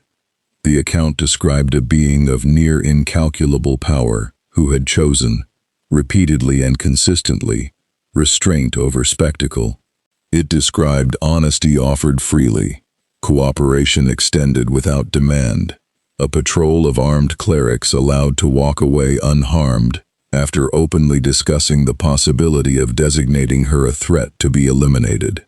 It did not, by any doctrine Louis had spent his life serving, sound like the profile of something requiring holy intervention. It also did not, he knew with the particular weary clarity of a man who had served the Church's political machinery for decades, matter nearly as much as what certain factions within Lubelius would choose to make of it. He was proven right within the week. Bishop Rayleigh, a hardline voice within the Church's higher councils, a man whose entire theological framework rested on Luminism's founding premise that anything beyond sanctioned human and angelic order was, definitionally, corruption requiring correction, received the same report through a separate channel, and reached, unsurprisingly, an entirely different conclusion. An entity of unclassifiable, godlike power, arriving without warning, embedding itself within a monster nation's protection, and refusing full disclosure of its capabilities even under direct church inquiry, Rayleigh said, addressing the gathered council with the particular fervent conviction that had carried him, over decades, to genuine influence within Lubelius's power structure. "This is not restraint, brothers and sisters. This is patience. The patience of something biding its time until it no longer requires Tempest's protection to move freely." His pale eyes swept the chamber, gathering the room's attention with practiced ease. "We have seen this pattern before, a power too dangerous to confront directly, choosing instead to embed itself quietly within existing structures until it is too late to remove." Louis, seated further down the council table, felt the familiar weary frustration of watching honest information reshaped into a predetermined conclusion. "With respect, Bishop," he said, "I was present for the actual encounter, and I can tell you the entity in question answered every question I put to her directly and without evasion. She stated plainly what she was and was not willing to disclose, rather than deceive us into believing otherwise." That is not the behavior of something hiding malicious intent. Or, Rayleigh countered smoothly, it is precisely the behavior of something intelligent enough to know that manufactured honesty earns trust faster than manufactured secrecy ever could. A cold, certain smile. I do not doubt your account of what you witnessed, Lewis. I doubt only your interpretation of what it means. The council's vote, when it came 2 days later, did not authorize immediate military action. Lubelius's leadership was not so reckless as to declare war on an unclassified threat of that magnitude without considerably more information.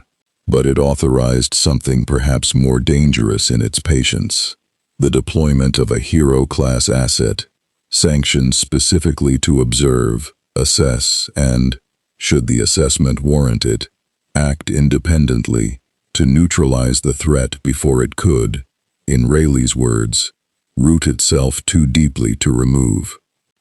News of the Church's decision reached Tempest 4 days later, filtered through Sowe's careful network of contacts along the southern trade routes, and landed in Rimuru's study, with the particular weight of a problem that had just become considerably more complicated. A hero, Rimuru repeated, turning the word over with evident concern. Sanctioned for independent action. That's not a diplomatic follow-up, that's an assassination authorization, in all but name. Diablo finished, his usual theatrical delight notably absent, replaced by something colder, more focused. The Church's hero-class humans are not to be underestimated, Rimuru-sama. They are granted power through means the Church guards jealously, capable of harming even Demon Lord-tier beings under the right conditions. If they have genuinely authorized one to act against Ranni-sama independently, then whoever they've sent isn't coming to talk, Benimaru finished grimly. Ranni, seated at the edge of the gathered council with the particular stillness she reserved for genuinely serious deliberation, allowed the information to settle before speaking. I appreciate the concern, she said finally, but I would ask you to consider something before this becomes a matter of Tempest's military mobilizing on my behalf. She let the words carry their full weight. I did not survive the ending of an age by being vulnerable to a single sanctioned agent, however skilled. Whatever this hero is capable of, I suspect I have faced considerably worse, and remained standing. A pause, and something more careful entered her voice. But I do not wish this to become Tempest's fight by default, simply because I happen to be your guest when it arrives. If the Church intends to test me, I would rather that test occur in a way that does not drag your nation into a war it did not choose. With respect, Rimuru said, and there was steel beneath the careful diplomacy, you stopped being simply my guest, the moment you chose to be honest with that patrol, instead of vanishing back into the forest. If the Church comes after you for the crime of telling the truth, that's not a fight I'm interested in staying out of. A firmer note. Tempest doesn't abandon people who've kept their word to us. You have. Something in Ranni's carefully composed expression shifted, fractional and genuine. The particular unguarded surprise of someone who had spent centuries expecting alliances to be conditional, discovering one that, apparently, was not. That is, she said, after a moment, a more generous position than I anticipated receiving from a ruler I have known for little more than a week. Get used to it, Rimuru said, with a faint, tired smile. It's kind of the whole point of Tempest. The Tarnished, silent through the entire exchange, finally moved. A small, deliberate gesture, reaching to rest one gauntleted hand briefly on the hilt of his greatsword, then releasing it. Not a threat, a promise, delivered in the only language he ever truly needed. Benimaru caught the gesture and understood it immediately, some old soldier's instinct recognizing another soldier's silent vow.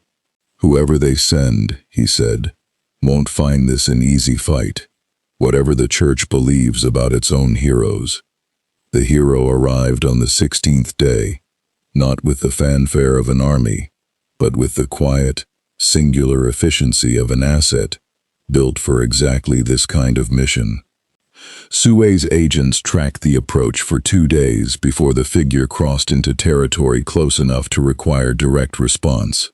A lone traveler, unremarkable in appearance, radiating a power signature that read, to Sue's trained senses, as considerably beyond ordinary human capacity. Layered, deliberate, honed toward a single terrible purpose. Rimuru assembled a response at the border personally, not the full weight of Tempest's military, which risked escalating a targeted mission into an act of open war, but enough presence to make clear that whatever happened next would happen with witnesses and consequences. The hero who emerged from the tree line was younger than Rimuru had expected. A woman, perhaps in her late 20s, moving with the coiled, economical precision of someone who had spent her entire adult life training for exactly one purpose. She carried no visible weapon, which Rimuru's instincts flagged immediately as considerably more concerning than if she had. "I am not here for Tempest," the hero said, her voice flat, professional, carrying no particular malice, only grim, dutiful certainty. "My orders concern the entity known as Ranni alone. If Tempest Nation chooses to intervene on her behalf, that will be treated as a declaration of hostile intent against the Holy Church, and I will act accordingly." "She's a guest of this nation," Rimuru said, voice level despite the tension coiling through the assembled group. "That makes her situation Tempest's business, whether the Church finds that convenient or not." "Then we have a problem," the hero said, and something behind her flat professional calm sharpened into readiness. Ranni stepped forward before the moment could tip further, unhurried, the drift of her spectral shroud, utterly calm against the mounting tension around her.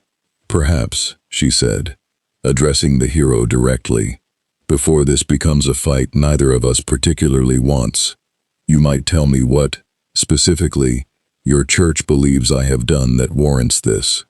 "Existing," the hero said simply. "With power my superiors cannot classify, contain, or predict. That is sufficient, under our doctrine." "An honest answer at least," Ranni said, and something almost sad touched the words. "I have met that particular doctrine before, in a world I no longer call home. It rarely ends well for the doctrine." A pause, and her voice hardened, fractionally, into something with genuine warning beneath its calm. "I will offer you the same courtesy I offered your church's patrol, a chance to walk away with an honest report instead of a body to carry home. I have no wish to kill an agent following orders she likely disagrees with more than her doctrine permits her to say aloud. But I will not be led back to Lubelius, and I will not permit you to make an example of me in front of a nation that has shown me nothing but the hospitality your own church claims to value." The hero's expression did not change, but something in her stance shifted, the particular hesitation of a soldier confronting, for the first time, an enemy who had offered her genuine mercy rather than immediate violence. "My orders don't permit hesitation," she said, but there was something in her voice now that hadn't been there a moment before. Doubt, thin and reluctant, cracking the edge of professional certainty. "Orders rarely account for the moment you actually meet the thing you were sent to destroy," Ranni said quietly. "I am not your enemy, unless you insist on making me one. The choice, for now, remains entirely yours." For a long, taut moment, nobody in the clearing moved. Then, the hero's shoulders dropped, fractionally, the tension of readiness easing into something closer to genuine uncertainty. "I will report," she said finally, careful, deliberate, that the target showed no hostile intent, offered de-escalation twice, and that engaging would have required me to strike first against an entity that had not attacked. A pause, something almost bitter beneath the professional flatness. "What Lubelius chooses to do with that report is beyond my control." But I did not become a hero to murder something that hasn't given me a genuine reason to." She withdrew without further incident, and the clearing exhaled as one collective breath. But Ranni, watching the tree line long after the hero had vanished into it, felt the particular cold certainty of someone who understood, better than anyone present, that this was not an ending. It was only the first of what would prove to be many tests. And the church's patience, unlike the hero's mercy, was not a resource she expected to remain in abundant supply. The hero's report reached Lubelius on the 20th day, and Cardinal Louis Gold, reading it in the privacy of his own chambers before it circulated to the wider council, allowed himself a rare, unguarded moment of relief. It did not last.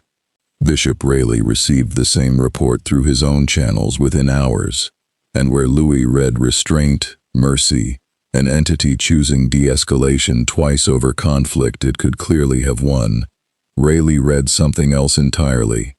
Confirmation, in his mind, of exactly the pattern he had warned the council about from the beginning.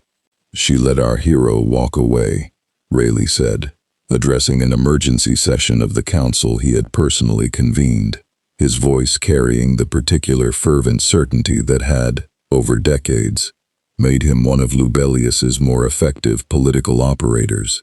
"Not out of mercy, brothers and sisters. Out of calculation, a being that powerful, choosing to spare a church-sanctioned agent sent specifically to end her, is not demonstrating restraint. She is demonstrating that she understands, better than we do, the value of appearing merciful while she consolidates her position." His pale eyes swept the assembled council.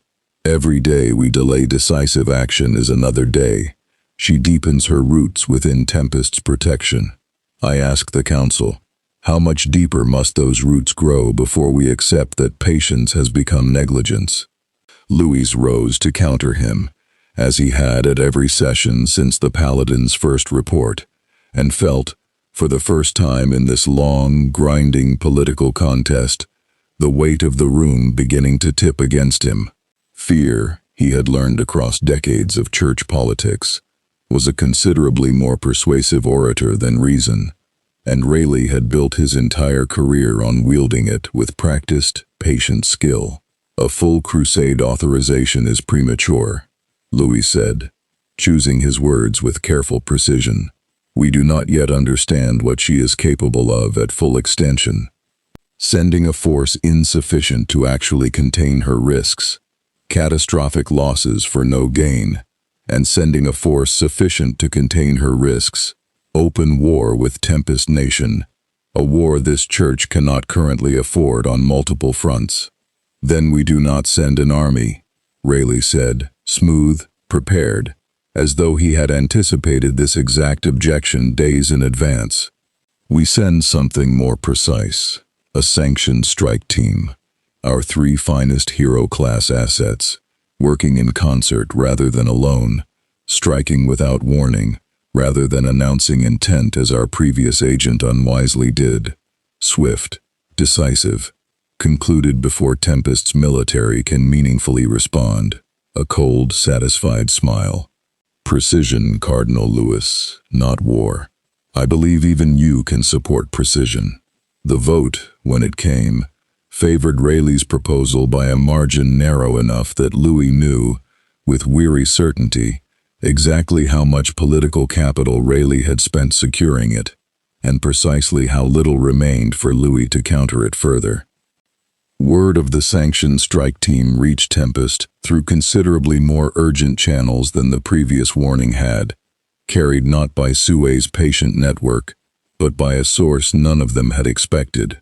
A hooded courier who arrived at Tempest's southern gate on the 23rd day, requesting audience with Rimuru directly, and identifying himself, once granted entry, as an agent of Cardinal Louis Gold personally. "The Cardinal cannot be seen assisting a monster nation against his own church's sanctioned action," the courier said, kneeling in Rimuru's study with evident nervous urgency. "But he asked me to bring you this warning regardless, because he believes, genuinely believes that what Bishop Rayleigh intends is a mistake that will cost lives on both sides for no righteous purpose. 3 hero-class assets, moving together, striking without warning. They could arrive within the week. Rimuru absorbed the warning, with the particular grim stillness of a ruler recalculating an entire strategic position in real time. 3 heroes, moving in concert, they repeated. That's not a containment mission anymore. That's a kill order dressed up in doctrine. The Cardinal asked me to convey one more thing, the courier added, quieter now. He does not believe Rayleigh's read of the situation is honest. He believes it is convenient, a chance to consolidate his influence within the council by manufacturing a threat decisive action can be seen to solve. He wanted you to know that not everyone in Lubelius shares that ambition, even if the ones who don't currently lack the votes to stop it. After the courier departed, Rimuru sat in heavy silence for a long moment before calling the full council together. Benimaru, Shuna, Soe, Diablo, and, at the center of the gathering, Ranni and the Tarnished, both listening with the particular stillness of people who understood exactly how much this conversation would determine. 3 heroes, working together, striking without warning, Rimuru said, laying the warning out plainly. That's a fundamentally different problem than the one we handled 2 weeks ago. Violet eyes turned to Ranni, direct, weighing. I need an honest assessment from you. Can you handle 3 of them together? Or is this the moment where Tempest needs to be standing beside you rather than simply supporting you from a distance? Ranni was quiet for a long moment, considering the question with the genuine, careful honesty she had promised from the beginning. Individually, I do not believe 3 hero-class humans, however skilled, present a threat I cannot manage, she said finally. But working together changes the calculation in ways I cannot fully predict without knowing precisely how your church's hero abilities interact, whether their strength compounds when combined, whether they carry artifacts or blessings capable of harming beings outside your world's normal threat categories in ways individual combat would not reveal. A pause, weighing her next words with unusual care. I would rather answer your question honestly than falsely reassure you. I do not know with certainty that I win this fight without cost. I am confident. I am not certain. Those are not the same thing, and I think you deserve to know the difference before you decide what Tempest is willing to risk on my behalf.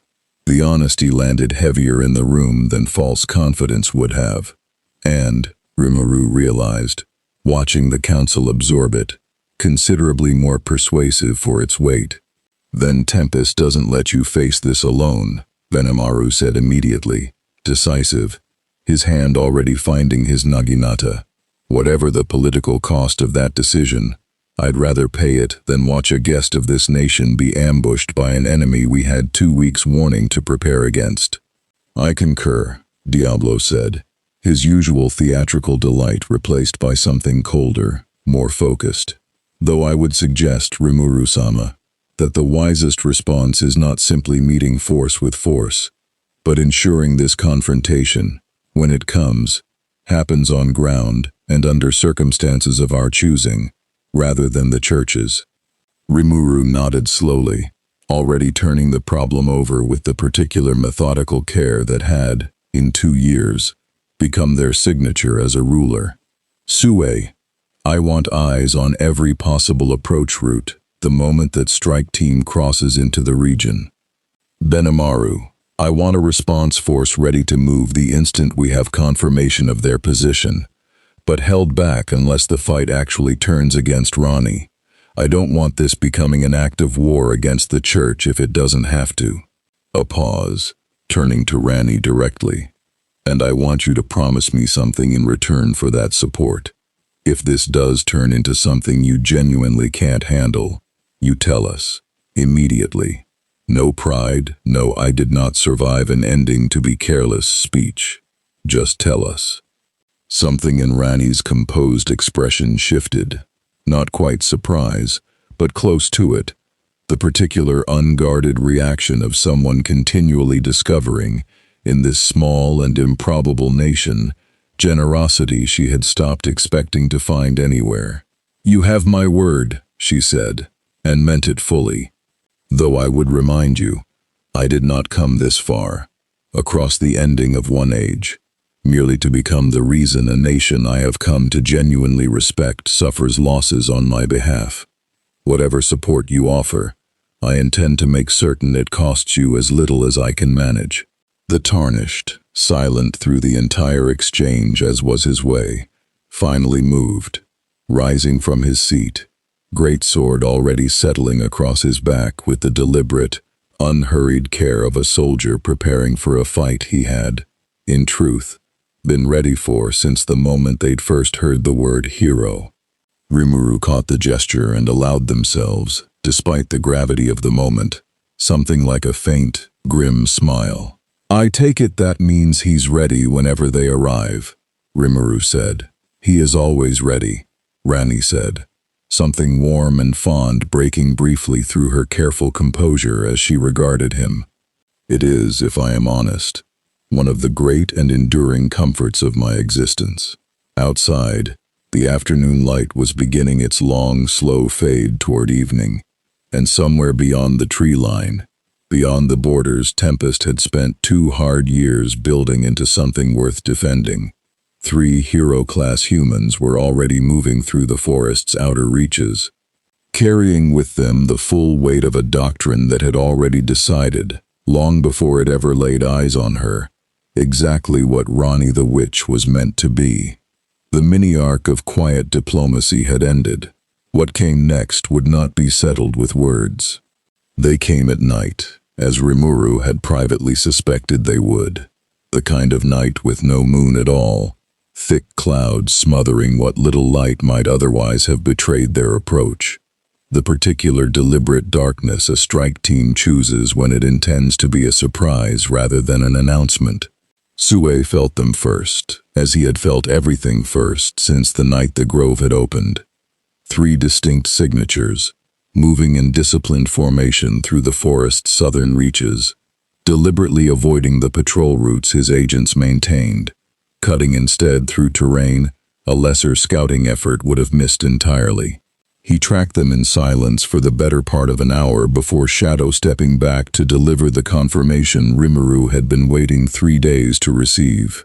"They're moving toward the eastern wing directly," Sue reported, kneeling in Rimuru's war room with the flat, controlled urgency of a man who had rehearsed this exact briefing in his mind more times than he cared to admit. "Not toward the palace as a whole, toward Ranni-sama's quarters specifically. They know precisely where she sleeps." A grim pause. "Someone gave them detailed intelligence on our palace's layout. This wasn't a blind strike." Rimuru's expression hardened, violet eyes cold with the particular fury of a ruler discovering that trust extended in good faith had been quietly, deliberately exploited. "A spy," they said, "somewhere in this palace, or close enough to it, has been feeding Lubelius information for weeks. A beat, filed away for a reckoning that would have to wait. That's a problem for after tonight. Right now, I want everyone in position." The response Tempest had prepared across 3 days of careful planning moved into motion with the disciplined efficiency of a nation that had spent 2 years learning, the hard way, how to prepare for threats it couldn't fully predict. Benamaru's forces held a wide perimeter beyond the palace grounds, visible enough to deter escalation, restrained enough not to provoke it prematurely. Diablo positioned himself in careful, unseen proximity to the eastern wing itself, ready to intervene the instant intervention became necessary, rather than merely provocative. Sue's shadow network threaded through the darkness in a dozen unseen positions, watching, waiting, reporting. And in the eastern wing itself, in quarters lit only by a single low lantern, Ranni sat in stillness beside a window, the Tarnished a silent, armored shape beside her, both of them entirely, deliberately aware of exactly what was approaching, and precisely how little they intended to let it matter. 3 signatures, Ranni said quietly, more to herself than to him, cataloging the approaching power with the same careful, unhurried attention she gave everything. Strong, disciplined, moving as a unit rather than 3 individuals. That suggests training, coordination, perhaps some manner of combined technique your church has cultivated specifically for situations like this one. She rose, floated, from her seat, spectral shroud settling into readiness. Shall we spare them the indignity of breaking down a door, do you think? Or would you prefer the theater of it? The Tarnished's hand found his great sword's hilt, and something in his stillness, the particular readiness of a warrior who had faced considerably worse than 3 assassins, and walked away the victor every time, answered the question without need of words. They met the strike team not in the quarters, but in the open courtyard just beyond the eastern wing's entrance. Ranni choosing the ground deliberately, refusing to grant the church's agents the satisfaction of an ambush, completed on their own chosen terms. The 3 heroes emerged from the tree line in disciplined formation, moving with the coiled, silent precision of soldiers who had trained together extensively. A broad-shouldered man carrying twin blades that glowed faintly with sanctified light. A lean, sharp-eyed woman with a bow, whose arrows hummed with barely contained holy energy. And, at the center of the formation, the same hero who had confronted them weeks before, her expression carrying none of the hesitation that had, in that first encounter, ultimately spared her. "You came back," Ranni observed, unhurried, "and brought company this time. I confess I had hoped your report might have earned you a reprieve from this assignment. It earned me a partner assignment instead," the hero said, flat, professional, though something beneath the words carried genuine, weary regret. "Lubelius decided my previous restraint was a liability rather than a virtue. I'm told this time is meant to be conclusive. Then let us be honest with each other one final time before this becomes something less civil," Ranni said. "I extended mercy once. I do not extend it twice to the same doctrine that sent you back regardless of what you reported. Whatever happens here tonight, know that I take no pleasure in it, but I will not be diminished merely because your superiors have decided diminishing me is easier than understanding me." The broad-shouldered swordsman moved first. No warning, no further exchange of words, twin blades flashing with sanctified light as he closed the distance in a single explosive burst of hero-tier speed that would have, against any ordinary target, ended the confrontation before it properly began. The Tarnished met him halfway, great sword already drawn, and the 2 blades collided with a shockwave of displaced air that sent loose gravel skittering across the courtyard stones. The swordsman's eyes widened, the particular shock of a warrior discovering, in the very first exchange, that his opponent had absorbed a blow calibrated to end a Demon Lord tier fight and simply stood there, unmoved, already pressing the counter. "Interesting," Ranni murmured, watching with the detached cataloging interest of a scholar, even as the archer's first sanctified arrow streaked toward her, humming with power meant to pierce even the densest magical defense. She did not dodge. She raised one hand, unhurried, and the arrow struck an unseen resistance a foot before it reached her. Not a barrier in the sense this world understood barriers, but something closer to a fundamental refusal. The quiet, absolute authority of an Empyrean who had spent centuries learning exactly how to make the world itself decline to cooperate with things that threatened her. The archer's eyes widened. "That's not possible," she breathed. "Sanctified arrows bypass conventional. Your doctrine built its weapons to pierce this world's conventional defenses," Ranni said, drifting forward with unhurried, terrible calm. "I am not of this world's conventional order. I would have thought that much was rather thoroughly established by now." The 3rd hero, the original agent, her expression grim, resolved, carrying the particular weight of someone who had hoped, against her own better judgment, that this confrontation might somehow resolve differently, drew a blade of her own and moved to flank Ranni from the opposite side, coordinating with practiced precision against the archer's continued volley. It was, Ranni had to admit, watching the coordinated assault unfold around her with the same careful attention she gave everything, a genuinely skilled combination.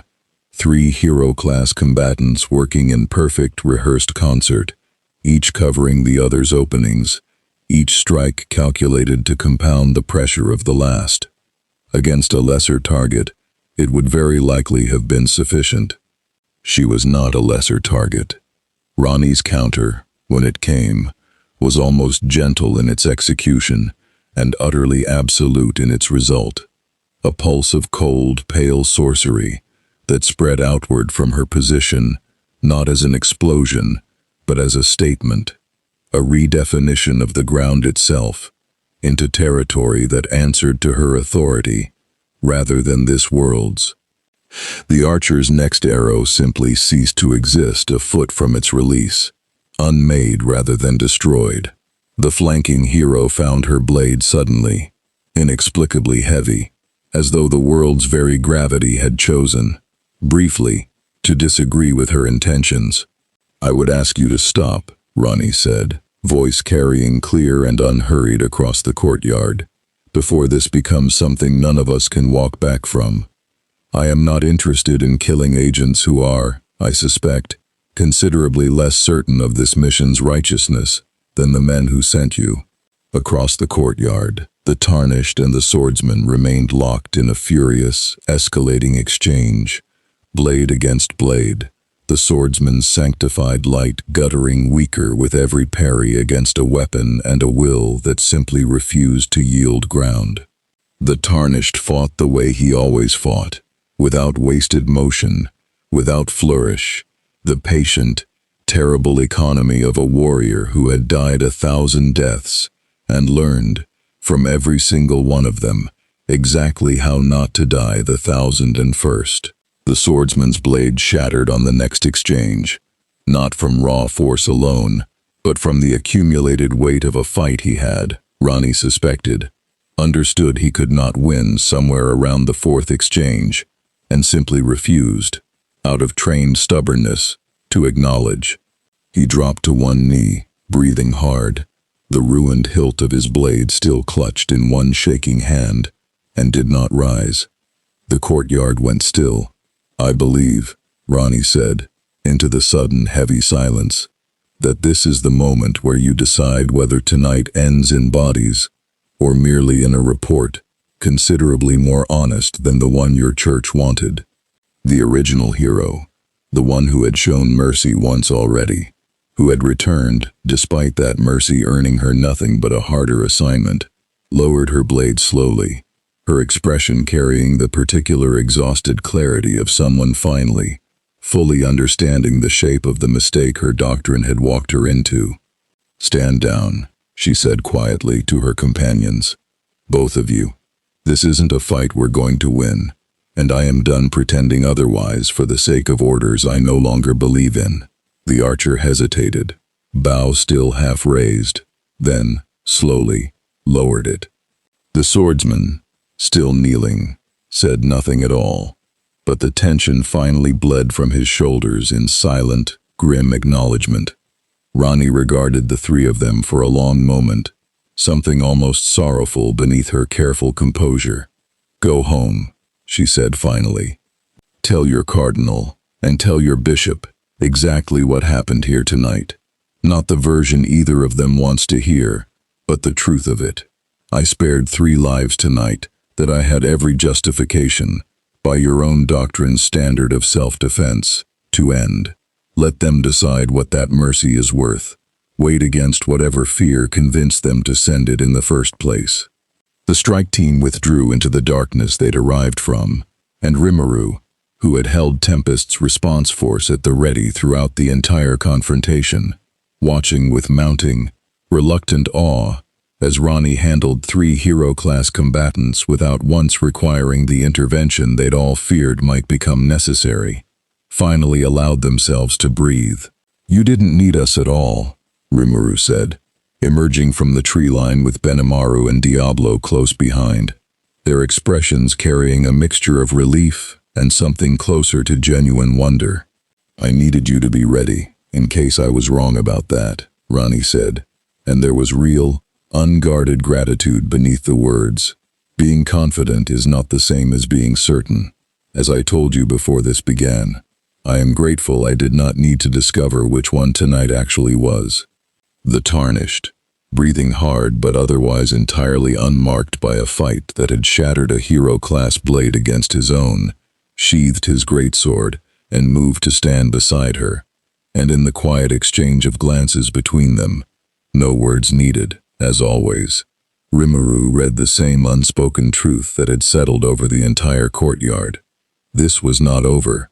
Lubelius would not simply accept 3 failed heroes and a mercy it hadn't asked for as the end of the matter. But for tonight, at least, the peace Tempest had fought so carefully to build had survived its hardest test yet.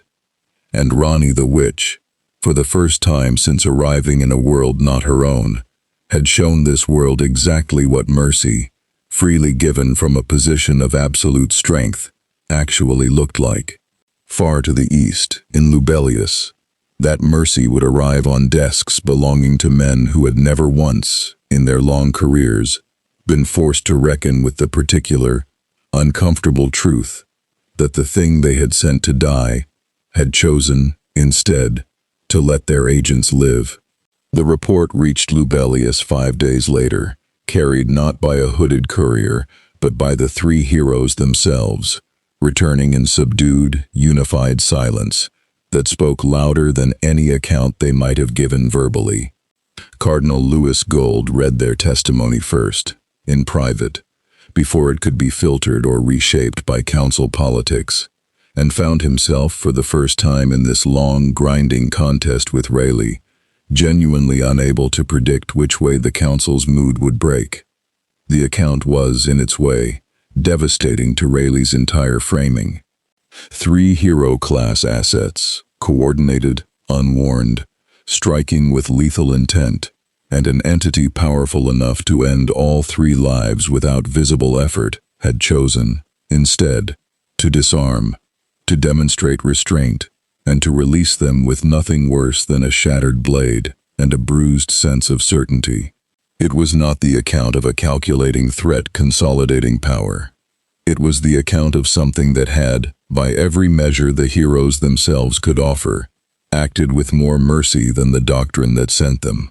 Rayleigh, when the council convened, did not concede so easily. "She spared them," he said, addressing the assembled council with the same practiced, fervent conviction that had carried his position this far, because killing 3 church heroes outright would have made war with Lubelius inevitable, and she is not yet ready for that war. This is not mercy, brothers and sisters. This is strategic patience, the same patience I warned you of from the very beginning. His pale eyes swept the room, gathering its attention with the ease of long practice. She has now demonstrated, conclusively, that she can defeat our finest assets acting in concert without meaningful effort. If that does not confirm the scale of the threat we face, I do not know what evidence would satisfy this council. Louis rose, and this time, for the first time in weeks, felt the room's mood genuinely shift beneath Rayleigh's words, rather than simply following them. Bishop Rayleigh has just argued, in a single breath, that mercy proves malice, and restraint proves danger, Louis said, letting the contradiction hang in the air. By that logic, no evidence could ever satisfy the conclusion he arrived at before any evidence existed at all. I ask this council plainly, how many more of our own people must this entity spare before we accept that sparing them is not a strategy, but simply the truth of what she is? The vote, when it finally came, did not resolve cleanly in either direction. A fractured council, unable to authorize further military action against an entity that had now twice demonstrated restraint, under conditions that would have justified considerably worse. but equally unwilling to formally abandon its position that Ranni represented an unclassifiable and therefore inherently suspect power. The result was a stalemate dressed in bureaucratic language.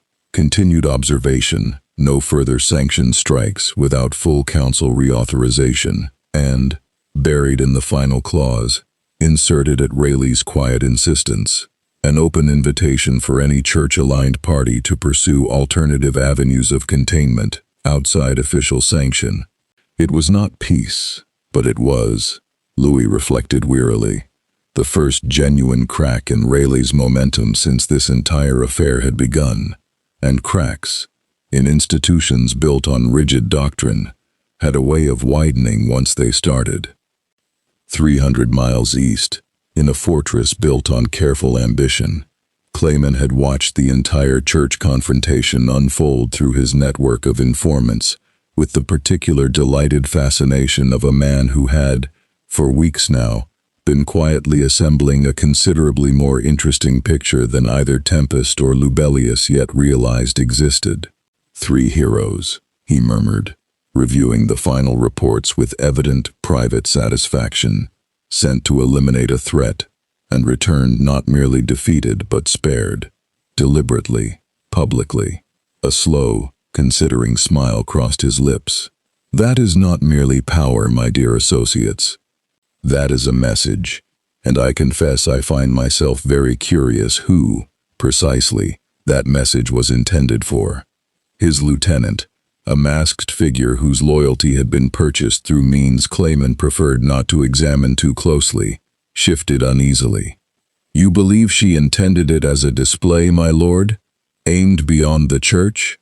I believe, Clayman said, rising to pace the length of his private chamber, that any being capable of disarming 3 hero-class combatants without visible effort, and choosing restraint anyway, understands exactly how thoroughly that restraint will be observed, catalogued, and discussed by every power in this region, with the sense to be paying attention.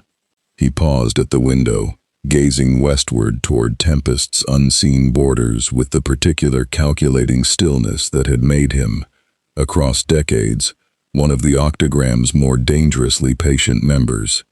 Rimuru has acquired something extraordinary, and has done so without any of the rest of us being consulted, courted, or even properly informed. That is, on its own, a diplomatic slight I find myself disinclined to simply overlook. What would you have us do, my lord? Clayman's smile sharpened, thin and calculating. For now, nothing so crude as the church's approach. Threats and assassins have already proven fruitless, and I have no intention of repeating a strategy that has twice now failed spectacularly in front of an increasingly attentive audience. He turned from the window, violet mass catching the dim light of the chamber.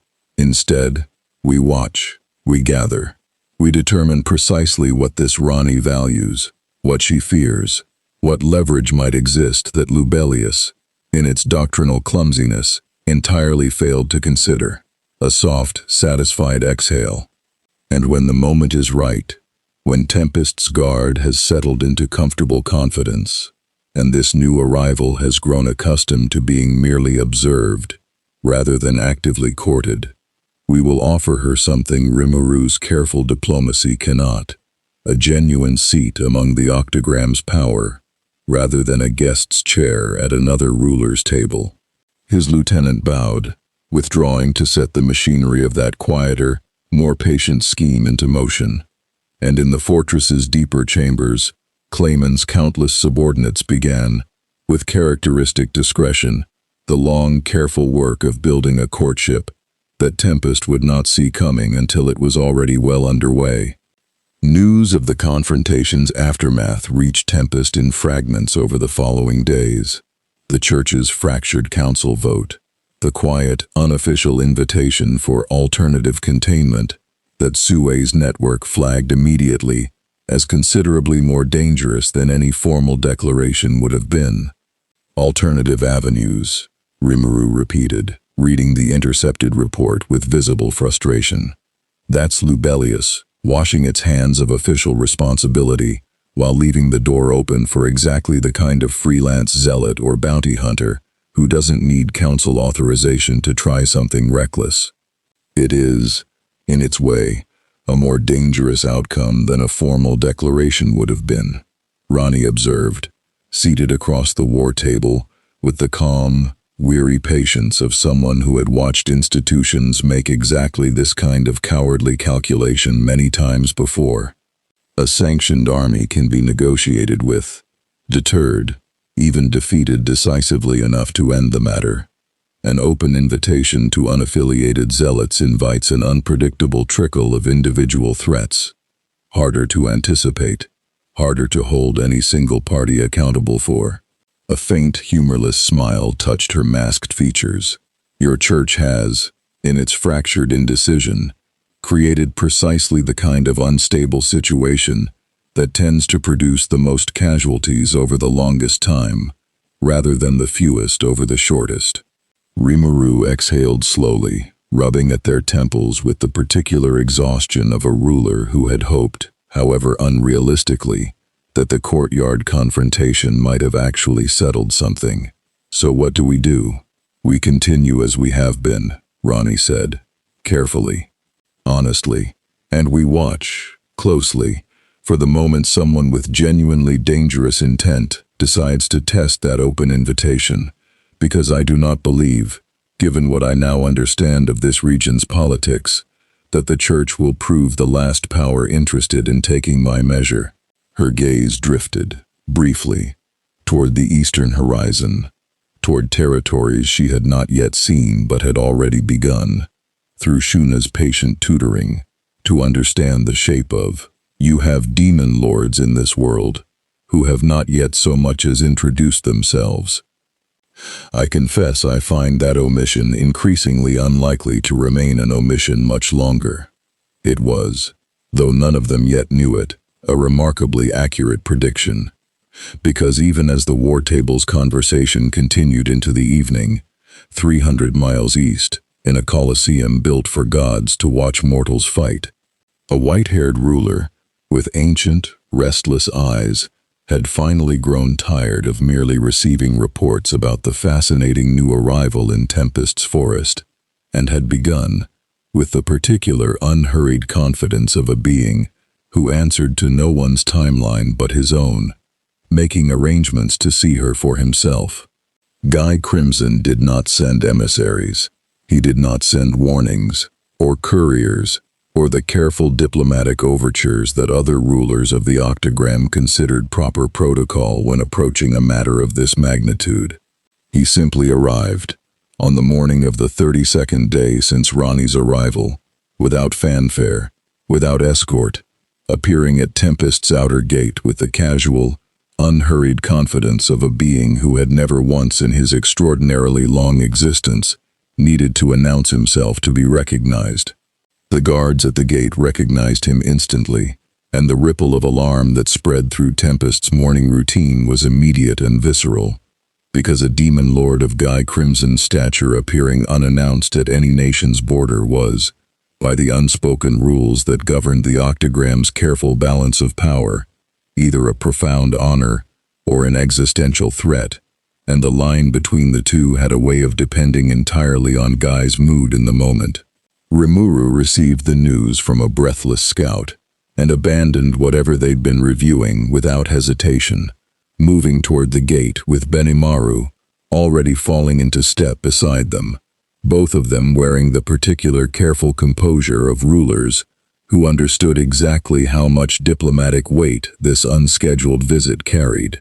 Guy Crimson, Rimuru murmured, half to themselves, as the gate came into view, and the tall, striking, white-haired figure lounging against its outer wall, resolved into full detail. Of course it's him. Of course he'd be the one who just shows up instead of asking first. Rimuru Tempest, Guy said, straightening from his casual lean, with a smile that carried genuine, ancient amusement. Relax, I'm not here to start a war before breakfast. I'm here because I've been hearing the most fascinating things about a new arrival in your little kingdom, and I've grown entirely too impatient waiting for a formal introduction that clearly wasn't coming anytime soon. His crimson eyes glinted with genuine, unhidden curiosity. 3 hero-class humans, disarmed and released without a scratch on the one doing the disarming. That's not the kind of thing I let sit unexamined for long, not when it's happening this close to my own territory. Rimuru's expression carried the particular careful calculation of a young demon lord, weighing the considerable risk of refusing one of the Octogram's oldest and most powerful members against the equally considerable risk of granting that access without Ranni's consent. That's her decision to make, not mine, Rimuru said finally. I can ask if she's willing to meet you. I won't promise more than that. That, Guy said, something genuinely approving crossing his ancient features, is exactly the answer I was hoping to hear. A lesser ruler would have either refused me outright out of fear, or offered her up without asking, out of the same fear pointed the opposite direction. You did neither. A slow, considering nod. I begin to understand why she chose to stay here rather than simply vanish back into whatever mystery she arrived from. Ranni received the news of Guy Crimson's arrival with the particular unhurried interest she reserved for genuinely novel developments, and agreed to the meeting with a promptness that surprised even Rimuru. I have been curious about the Octogram's members since Shuna first described their existence to me, Ranni admitted, as she and the Tarnished made their way toward the private courtyard where Guy waited. A council of 10 beings, whose combined strength shapes an entire world's balance of power, and not one of them has yet bothered to introduce themselves properly. I confess I had begun to wonder whether that omission reflected disinterest, or merely patience. A faint, dry note entered her voice. It appears, from the manner of this arrival, that it was patience, and not especially abundant patience, at that.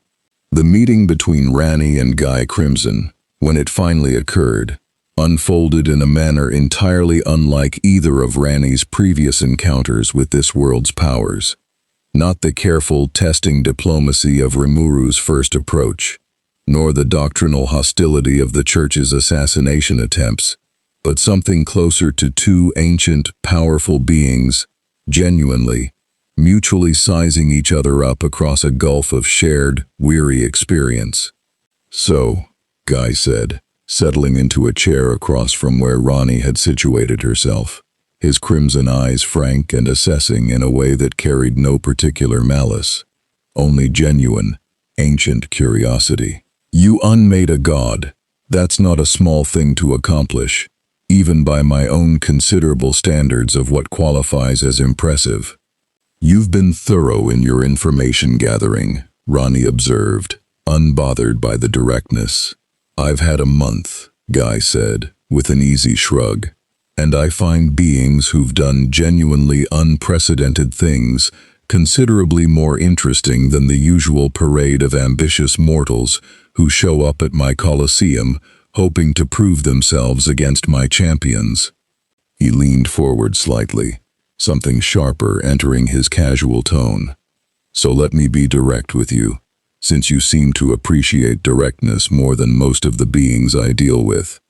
I'm not here to threaten you, recruit you, or test you the way your church's little strike team foolishly tried. I'm here because in several thousand years of existence I have met perhaps a handful of beings whose power genuinely surprised me, and I have a considerable personal interest in determining whether you belong on that very short list. And if I do? Ranni asked, genuinely curious now, the careful, cataloging attention she gave every new variable in this world's complex political calculus fully engaged.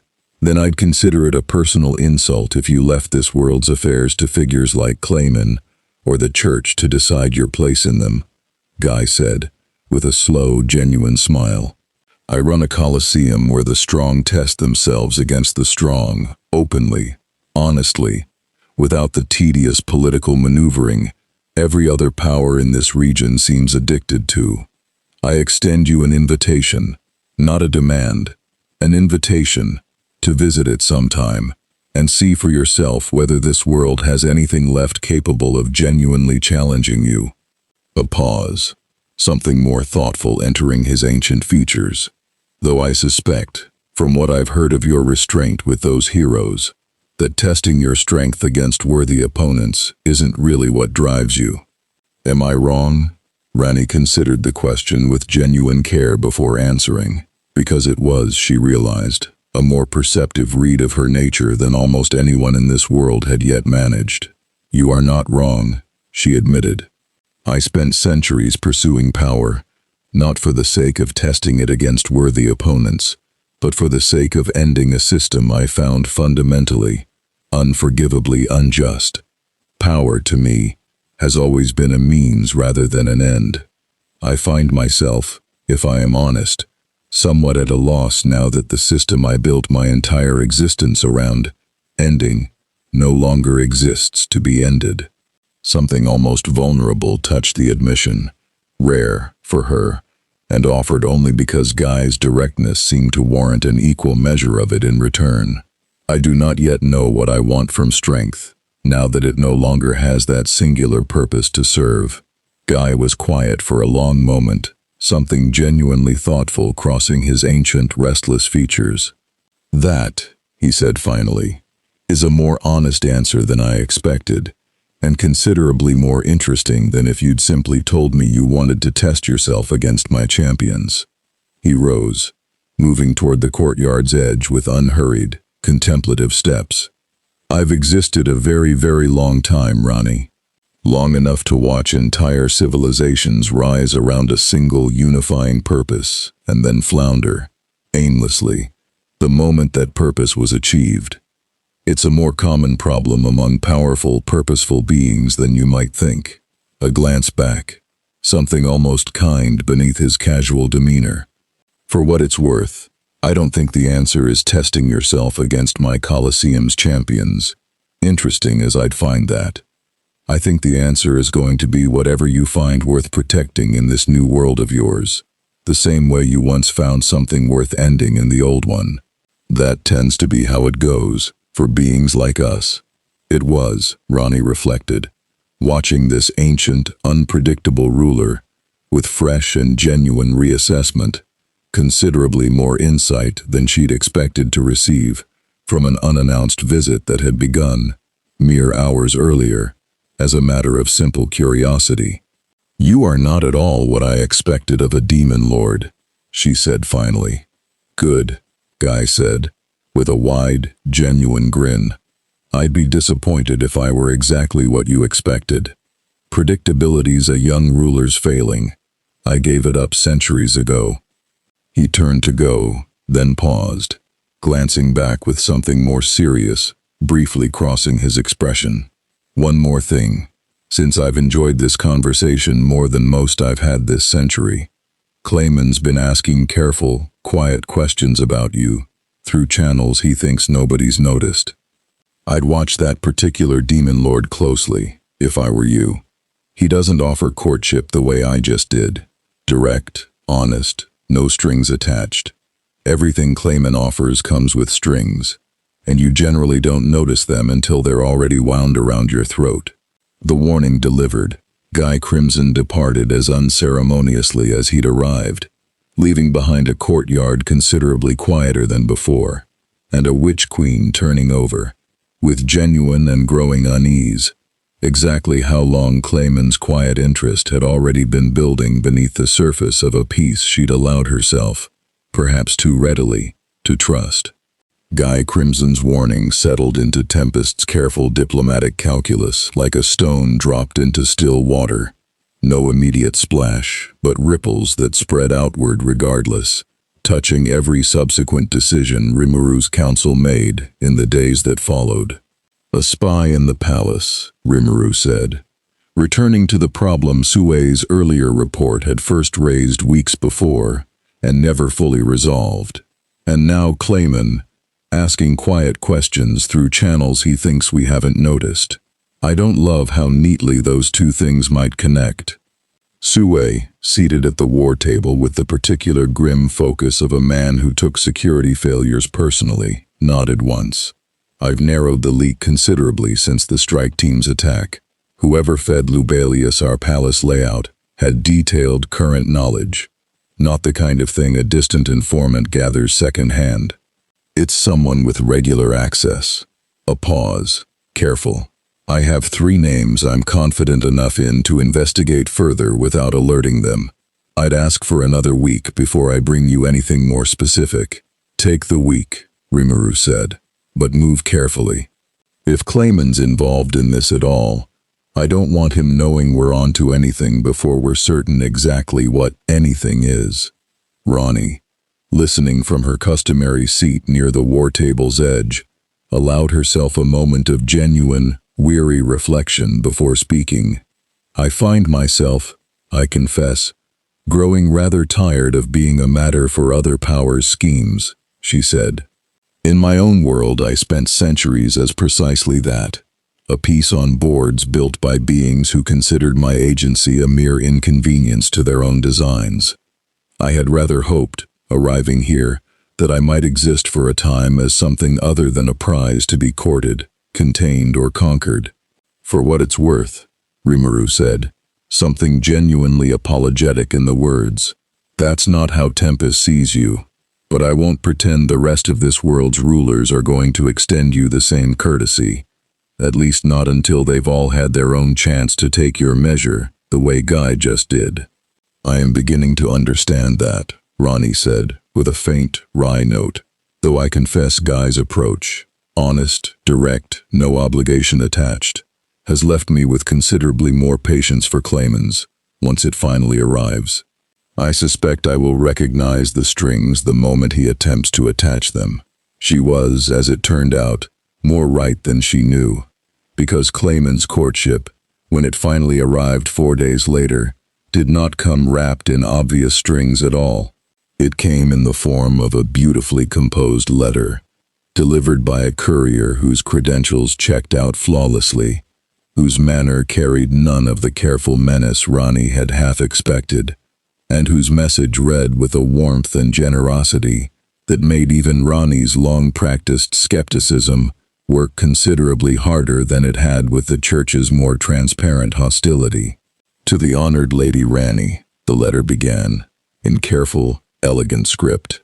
I write not as a rival to Tempest's hospitality, nor as a rival power seeking to claim what another ruler has already generously offered, but as a fellow member of this world's oldest council of power, curious to extend a hand of genuine welcome to a being whose arrival has, by every account I have gathered, demonstrated more wisdom and restraint than this world has any right to expect of someone entirely new to it. I do not ask you to abandon the hospitality Tempest has shown you. I would think considerably less of your character if you did. I ask only that you consider, in your own time and at your own pace, that the octagram exists to ensure beings of significant power are not left to navigate this world's complex politics alone, unsupported, and vulnerable to exactly the kind of doctrinal hostility you have already twice endured from Lubelius. Should you ever wish for a friend among the octagram beyond Guy Crimson's genuine, but famously erratic, company, my door remains open, without condition, for as long as you require it. Ranni read the letter twice, then a third time, cataloging its careful construction with the particular professional respect one artisan gives another's genuinely skilled work. He is very good at this, she admitted to Rimuru, setting the letter aside with something between admiration and wariness. Notice what he does not ask for. No demand for loyalty, no request to abandon Tempest's hospitality, no overt offer of power or position that would read as an obvious lure. Merely friendship, offered without visible condition, a slow, considering pause. That is precisely how one earns trust from a being who has spent centuries learning to distrust obvious manipulation. He is not offering me strings I can see. He is offering me the absence of visible strings, and trusting that absence to do the work, Obvious manipulation cannot. So what do you do?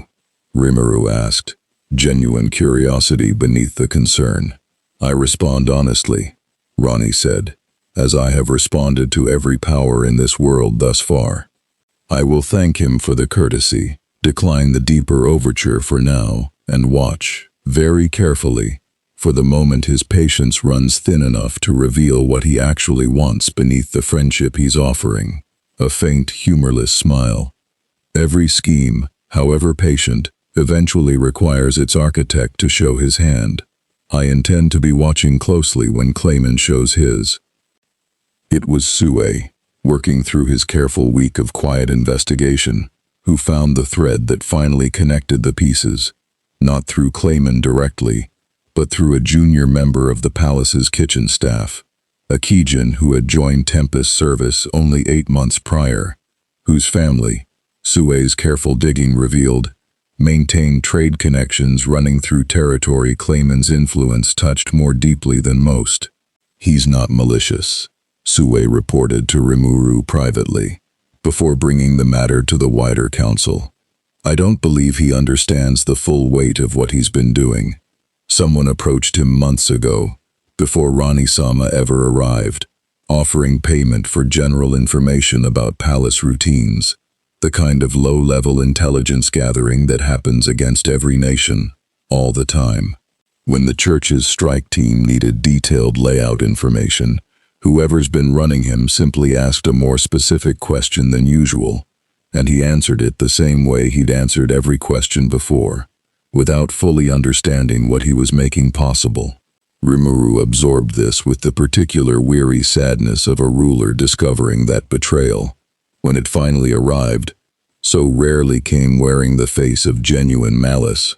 Bring him to me directly, Rimuru said, quietly. I want to understand exactly how deep this goes before we decide what happens next. The confrontation, when it came, was neither the harsh reckoning Benimaru had quietly advocated for, nor the complete absolution Shuna had gently suggested, but something more honest than either. Rimuru listening with genuine, patient attention as the young Kijin, trembling, described months of small, seemingly harmless information exchanges that had, without his ever fully realizing it, compounded into something that had nearly cost 3 lives in a courtyard confrontation he'd had no idea his information had helped enable. I didn't know, he said, voice breaking. I swear, I didn't know what they'd use it for. I thought I needed the money for my sister's medicine, and it seemed like such a small thing to answer each time, and by the time I understood how much I'd actually told them, I was too afraid of what would happen if I stopped. I believe you, Rimuru said, and meant it, the particular exhausted mercy of a ruler who had learned, across 2 hard years, that most betrayals looked less like villainy and more like desperate people making small, compounding mistakes under pressure they hadn't known how to voice. But I need you to understand something, and I need you to understand it completely. What you did put lives at risk. Real ones. People I care about very much. A pause, careful, direct. You're going to help Sue identify exactly who's been receiving this information, and you're going to do it honestly and completely. And in exchange, I'm not going to have you executed, or exiled, or treated the way I suspect you're expecting to be treated right now. The young Kijin's relief was immediate, overwhelming, and genuine, and Ranni, watching the exchange from the edge of the room with the careful attention she gave every demonstration of how this new world actually handled its internal failures, felt something shift in her own long-held assumptions about the nature of Rimuru's mercy. You could have made an example of him, she observed, after the young man had been led away, still trembling with relief rather than fear. Many rulers would have, if only to deter future weakness among their staff. Making an example of someone desperate enough to be manipulated doesn't actually stop the manipulation, Rimuru said. It just teaches everyone else to hide their desperation better, until the next person makes the same mistake more carefully, in ways I won't catch until it's too late. A tired, genuine shrug. I'd rather have a staff that trusts me enough to come forward before things get this bad. Next time. Mercy's not weakness. It's just a longer strategy than fear is. It was, Ranni reflected, watching Rimuru's genuine philosophy of rulership reveal itself in this small, unglamorous moment more clearly than in any of the grander confrontations that had come before it. Precisely the kind of ruler she had begun, against every careful instinct centuries of hard experience had taught her, to genuinely trust. The thread, once pulled, confirmed exactly what Guy Crimson's warning had suggested. The information had flowed, through several careful intermediaries, back toward Clayman's fortress. Not conclusive proof of the Demon Lord's direct involvement, Sue was careful to note, but a connection close enough that coincidence strained credibility past its breaking point.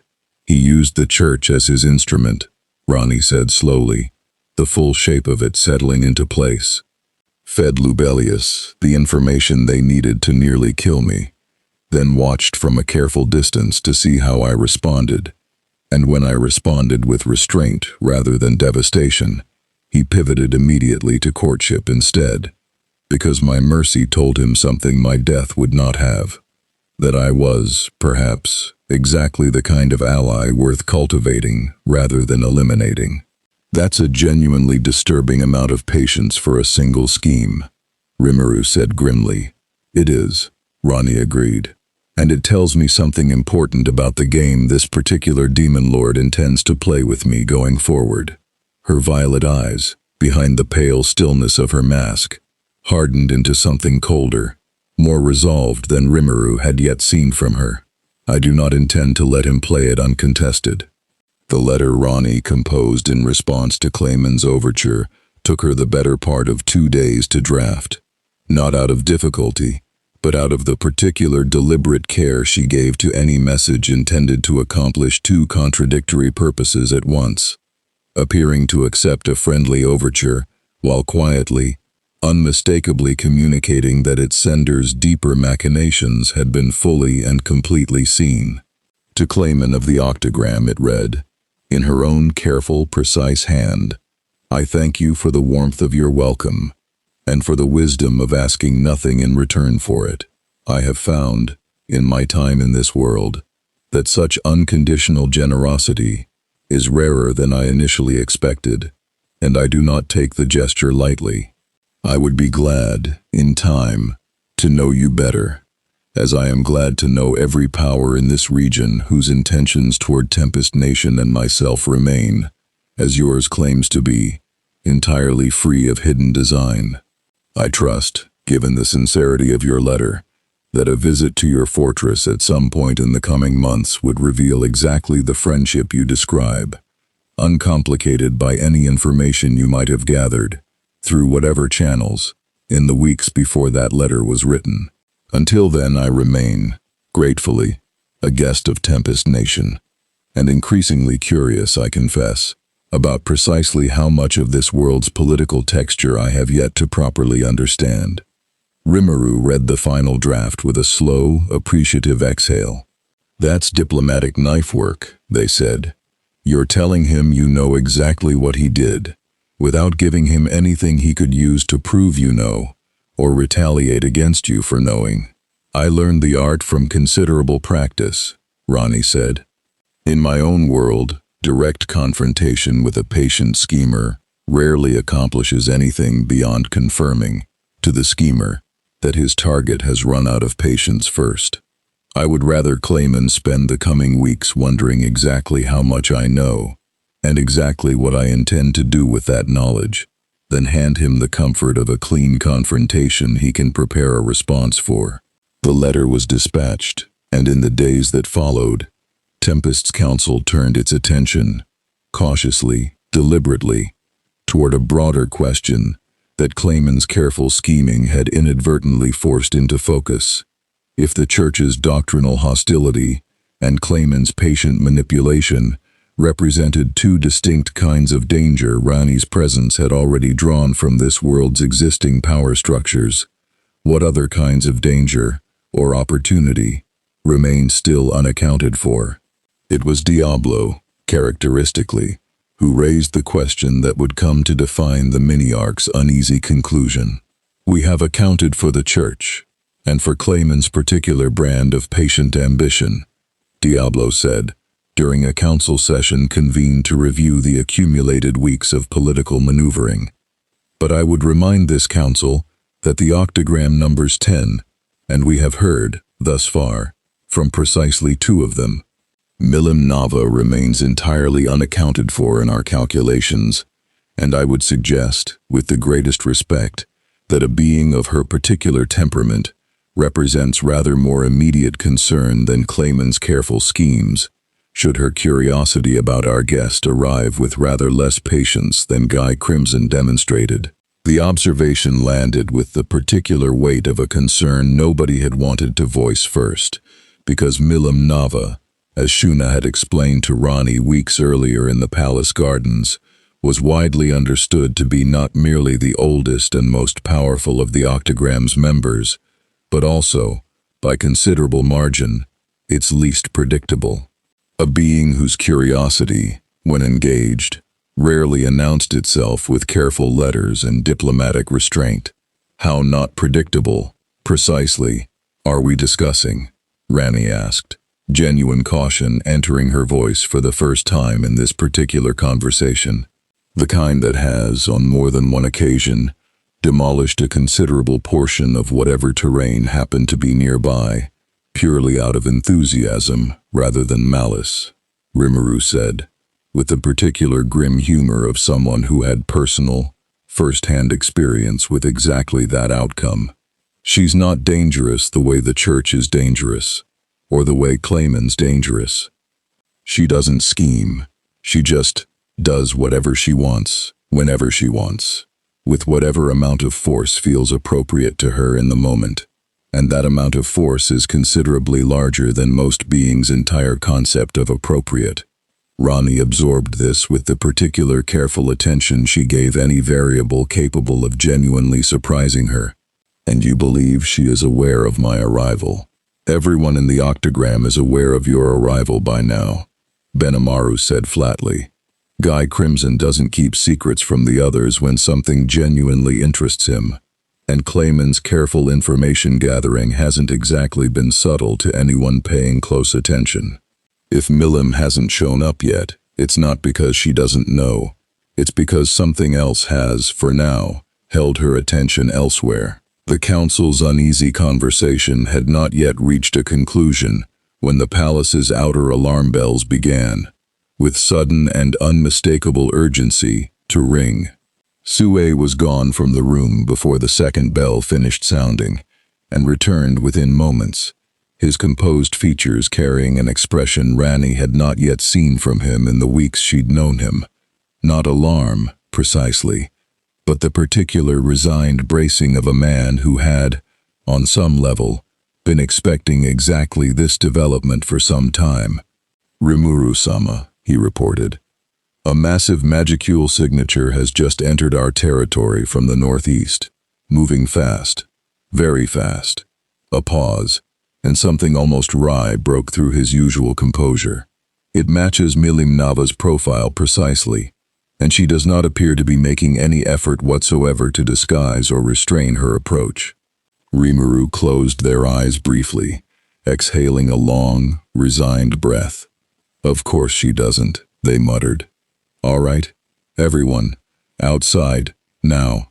I'd rather greet her properly, before she decides greeting the palace's front gate personally. Sounds like more fun. They made it to the courtyard with perhaps 30 seconds to spare before the sky itself seemed to fold inward, a streak of raw, barely contained power tearing across the horizon and resolving, in the space of a single dramatic instant, into a small, energetic figure with long pink hair and twin drills, landing in the courtyard with an impact that cracked the flagstones beneath her feet and sent a visible pulse of displaced magicule rippling outward across the entire palace grounds. Rimuru, Milim announced, with the bright, delighted enthusiasm of a child arriving at the world's most exciting party, entirely undiminished by the fact that her arrival had just structurally compromised a section of Tempest's finest courtyard.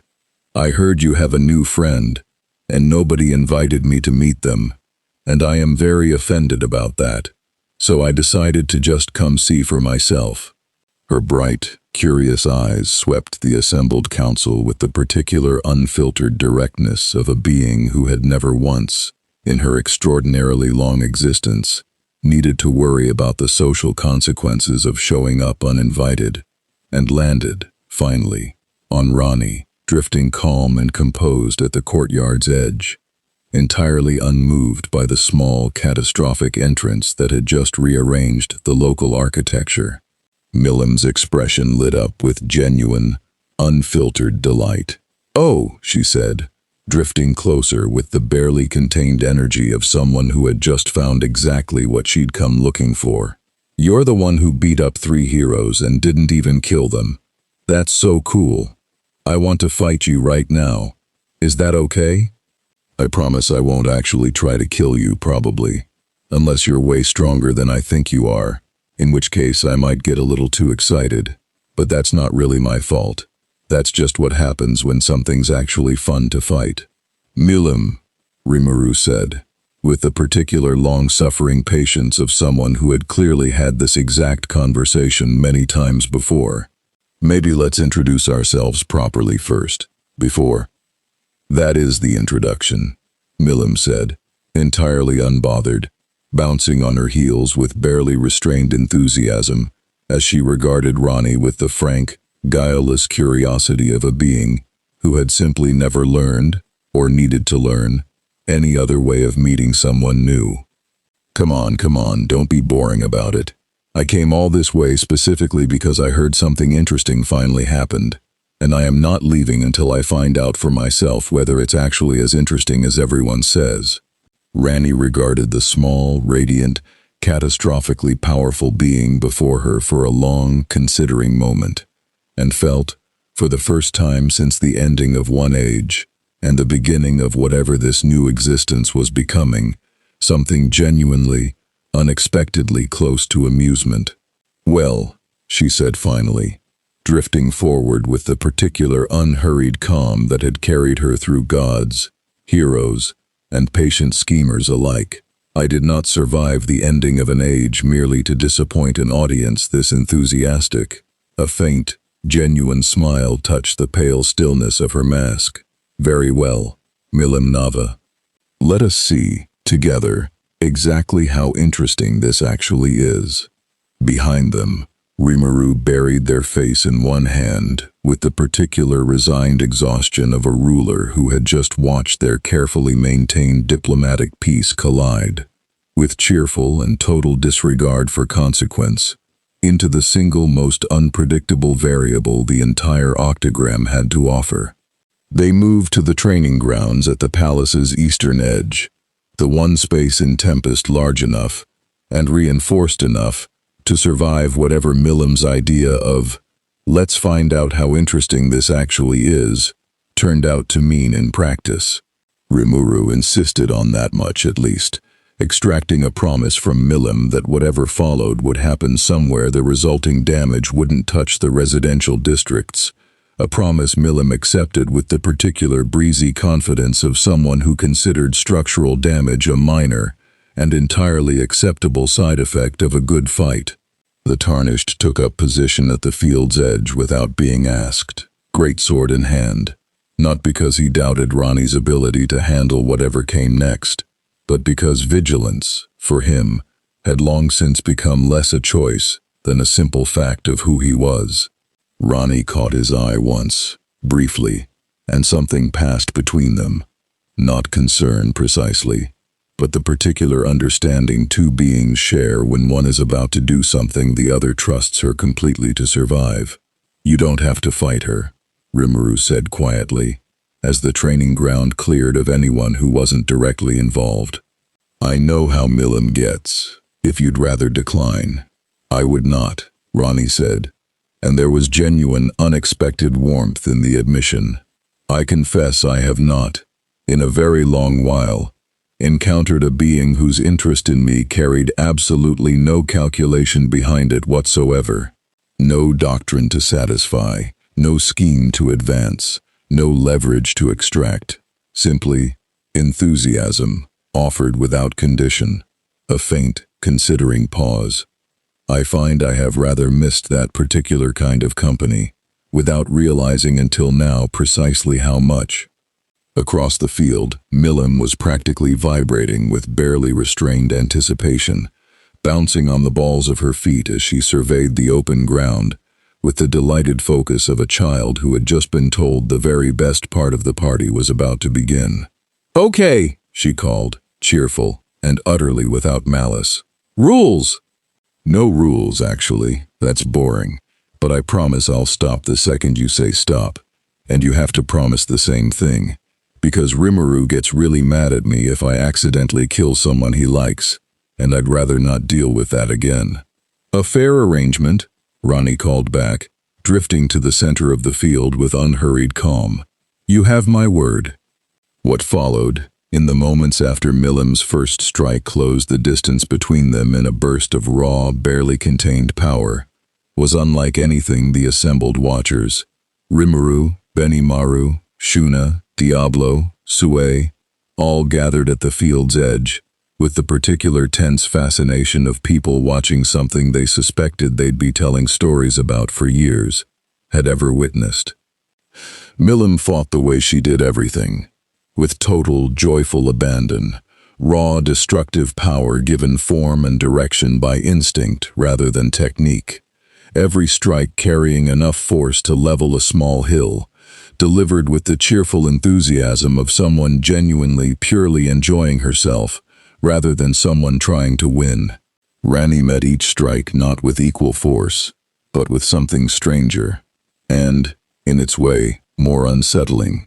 The same quiet, absolute authority she had turned against the church's sanctified arrows, redefining the ground beneath Milim's feet, the air around her strikes, the fundamental terms of engagement itself, so that raw power found itself, again and again, meeting resistance that simply refused to acknowledge the rules Milim's strength normally operated by. "You're not even trying to hit me back," Milim called, delighted rather than frustrated, unleashing another blistering strike that cratered the ground where Ranni had been standing a half-second before. "That's so weird. Everyone tries to hit me back. Come on, actually fight me." "I am fighting you," Ranni said, unhurried, drifting just beyond the reach of a strike that would have, against any lesser opponent, ended the confrontation on the spot. "I am simply fighting in a manner your instincts have not yet learned to anticipate. There is more than one way to win a contest of strength, Milim Nava. Some of them do not require striking back at all." Something in Milim's expression shifted, not frustration, but genuine, sharpening curiosity, the particular focus of a being who had spent centuries fighting the same kind of opponents, delivering and receiving the same kind of blows, suddenly encountering something her considerable experience had no established category for. "Okay," she said, and there was real, delighted interest in it now. "That's interesting. Show me more."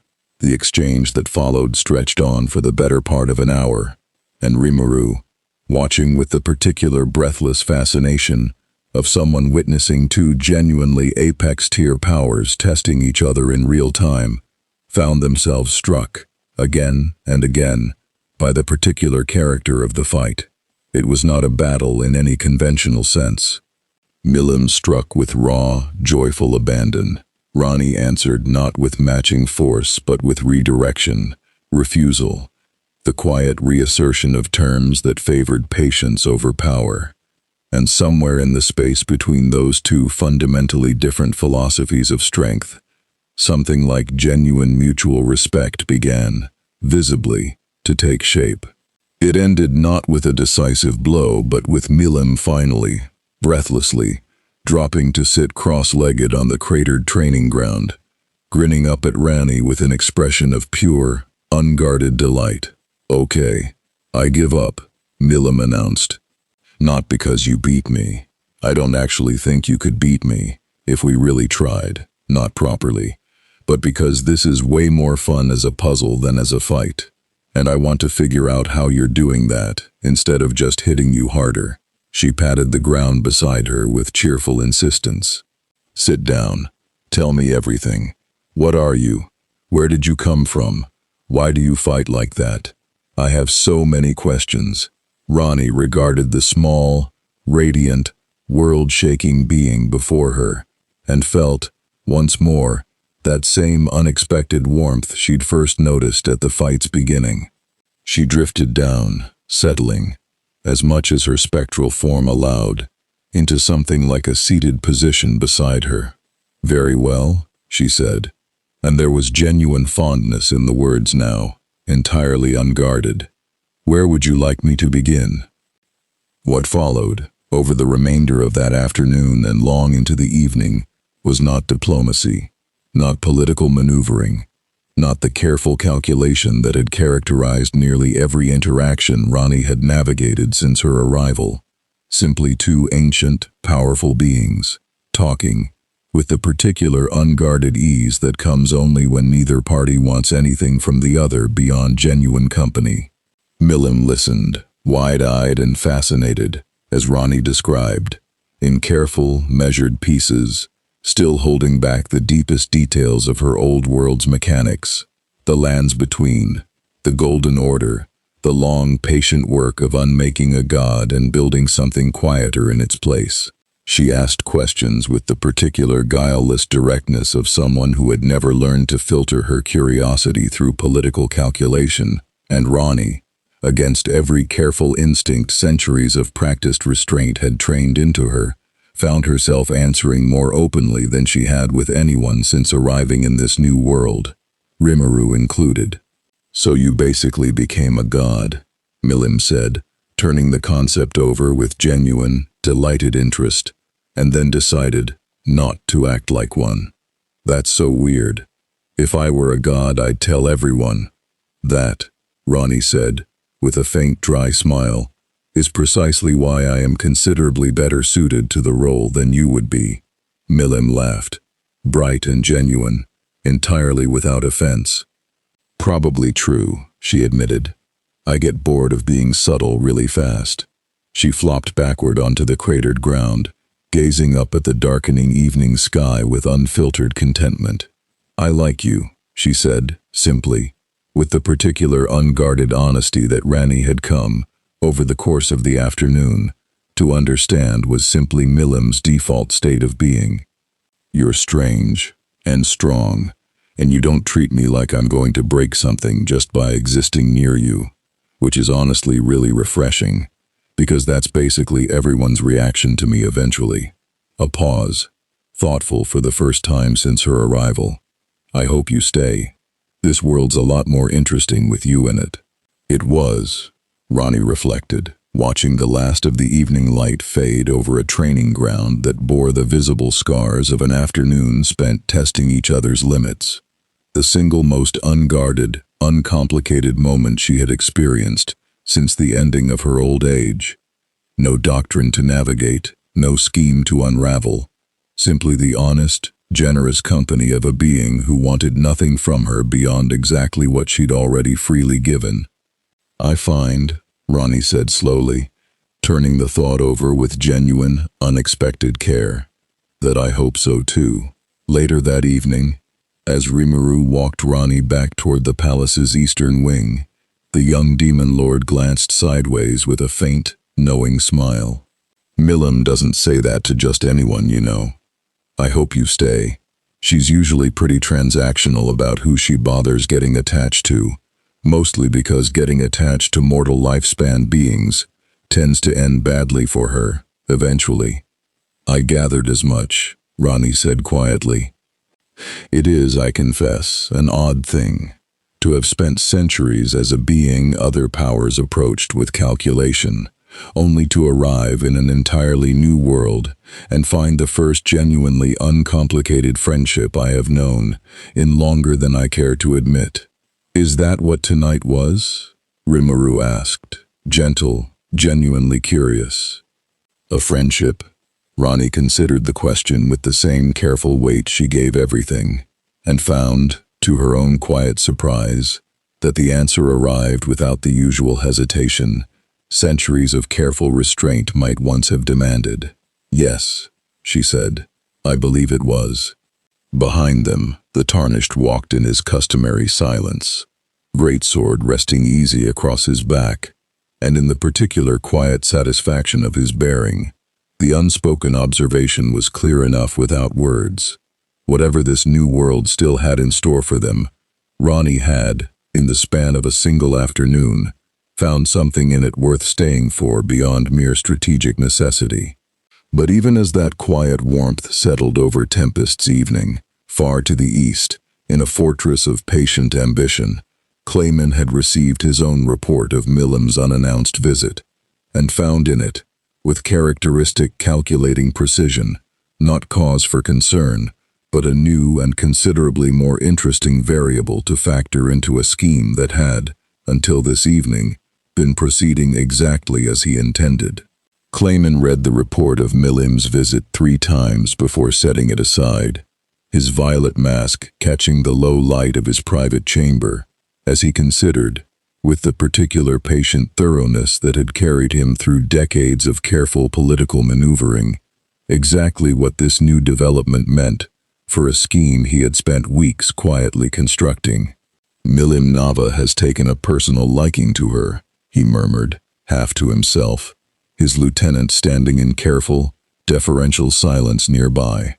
"That complicates the direct approach considerably. Milim does not share her affections easily, and she is considerably less predictable than the Church's doctrine, or my own careful patience when it comes to defending something she's decided she cares about." A slow, considering pause. "But it does not end the opportunity. It merely means the opportunity now requires a different shape." He rose, moving to the window with the unhurried deliberation that had become, across the weeks of this scheme's slow construction, almost a ritual, gazing westward toward Tempest's unseen borders, turning the new variable over with the particular calculating patience that had made him, among the Octogram's 10 members, one of its most consistently underestimated. "Rimuru has Ranni's loyalty through hospitality and honest dealing," Clayman said. "Milim has her affection through uncomplicated friendship. Guy has her respect through directness." He allowed himself a thin, considering smile.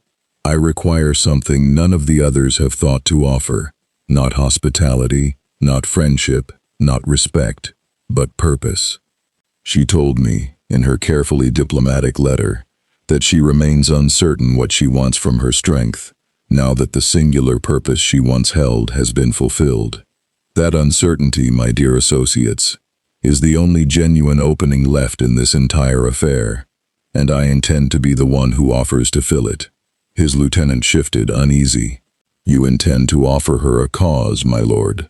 What cause could possibly rival what Tempest and Milim have already given her?" "Not a cause," Clayman said. "A problem.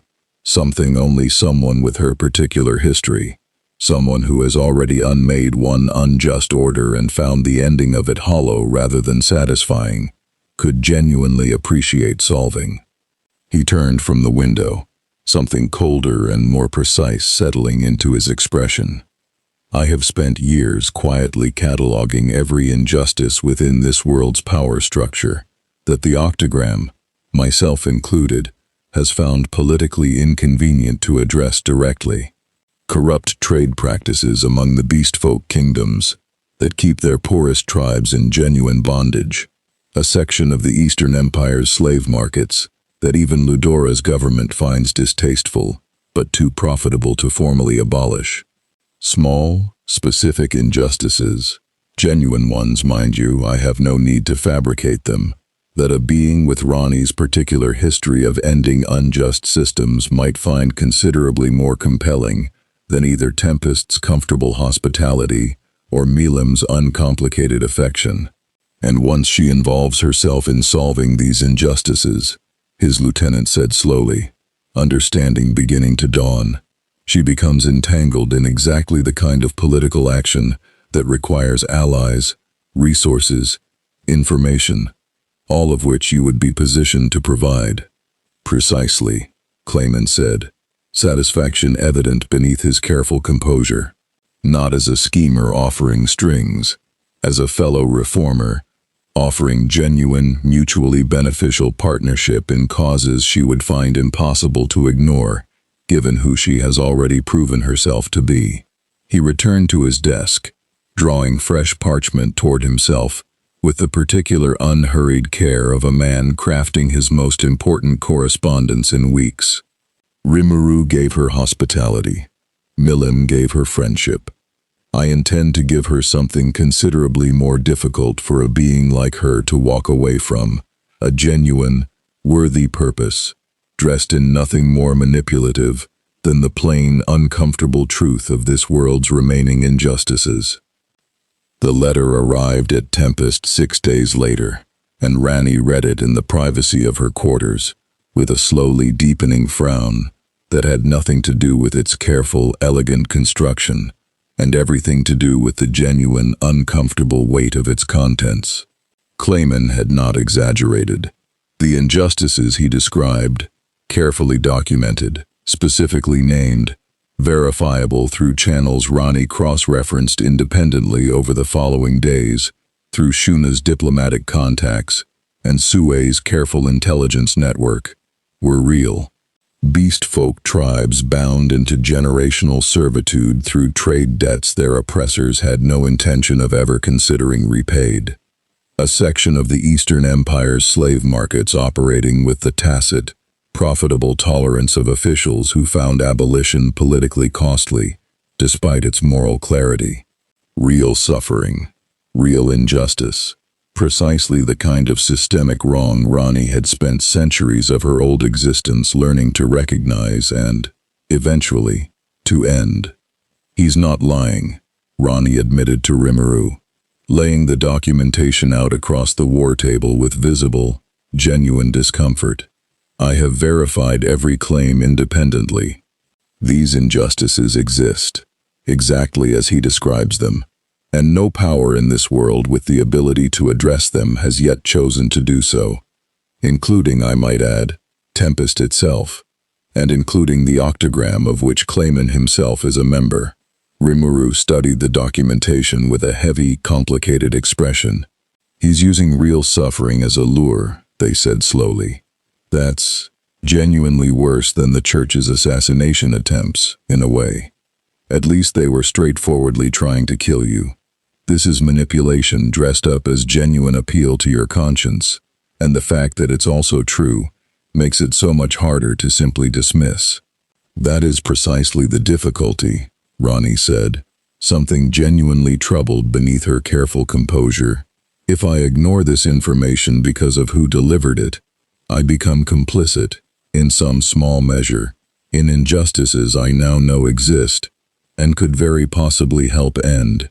If I act on it, I risk becoming exactly the instrument Clayman intends me to be, entangled in causes that serve his political interests as much as they serve genuine justice, whether I wish it or not. She was quiet for a long moment, violet eyes distant, weighing something that clearly reached back into a history she had not yet fully shared even with Rimuru. I have faced this precise dilemma before, in my old world, whether the purity of a cause is diminished by the impurity of whoever first brings it to your attention. What did you decide last time? Rimuru asked, gentle, genuinely curious. That the cause matters more than its messenger, Ranni said, provided one remains clear-eyed about the messenger's intentions throughout, rather than allowing gratitude for the cause to blind oneself to the manipulation wrapped around it. A slow, careful breath. I do not believe I can simply ignore what he has shown me, Rimuru. Real people are suffering, in ways I now have the power to meaningfully address. But I also do not believe I can allow myself to become Clayman's instrument merely because his cause happens, this once, to be genuinely just. Rimuru considered this for a long moment, the particular weight of a ruler recognizing a decision that belonged, ultimately, to someone other than themselves. So what do you do? Ranni's expression hardened into something resolved, deliberate, the particular calm certainty of a being who had, across centuries of hard experience, learned exactly how to walk the narrow line between necessary action and manipulated compliance. I address the injustice, she said, directly, and on my own terms, without Clayman's resources, without his information, without his careful guidance, shaping how or when I act. I will verify what I can independently, act where I judge it right to act, and I will make certain, very certain, that Clayman understands, from the outset, that I have seen exactly what he is attempting, and have chosen to act despite it, rather than because of it. Something almost fierce entered her voice. He offered me purpose as bait. I intend to take the purpose and discard the hook entirely. It was, Rimuru reflected, watching Ranni's resolve settle into something genuinely formidable. Exactly the kind of answer that would leave Clayman's careful scheme in considerably more disarray than either the Church's failed assassination or Guy Crimson's honest courtship had managed.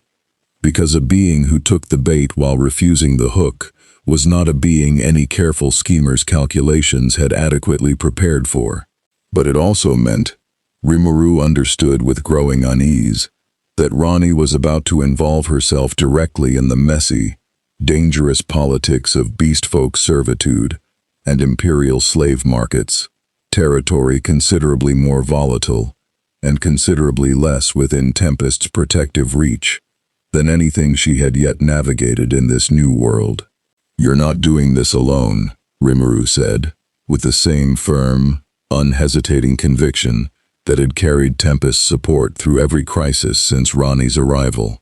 Whatever this becomes, Tempest stands with you in it, not because Clayman wants us entangled, but because it's the right thing to do, and because I trust you enough by now to know you wouldn't be walking into this if you weren't certain it was worth the risk. Ranni regarded him for a long moment, something genuinely, deeply grateful beneath her careful composure. Then let us begin, she said, with the beastfolk tribes closest to your own borders. Because if I am to prove to Clayman that his manipulation changes nothing about the justice of the cause itself, I intend to prove it as thoroughly, and as publicly, as I possibly can. Far to the east, in his fortress of patient ambition, Clayman would not learn the full shape of what he had actually set in motion for several weeks yet, and by the time he did, the scheme he had so carefully constructed would have already slipped, entirely and irretrievably, beyond his control. The beastfolk tribes closest to Tempest's southern border lived in a stretch of contested woodland that belonged, by treaty and by long, uneasy custom, to no nation outright. Territory the dwarven kingdoms claimed in principle and rarely bothered to govern in practice, leaving its scattered communities vulnerable to exactly the kind of generational debt bondage Clayman's documentation had described. Ranni and the Tarnished traveled there with a small escort, Benimaru, insisting on accompanying them personally, and Shuna, whose diplomatic instincts Rimuru judged essential for navigating a situation that would require considerably more than raw strength to resolve well. What they found, on arrival, was worse in its ordinary, grinding particulars than Clayman's careful documentation had managed to convey. Not dramatic cruelty, not the kind of visible atrocity that made for easy moral clarity. Simply generations of families working land and trade routes to repay debts structured, deliberately, to never actually be repayable, enforced by a network of merchant lenders whose legal claim to the arrangement was, technically, sound under the Dwarven Kingdom's own outdated trade law.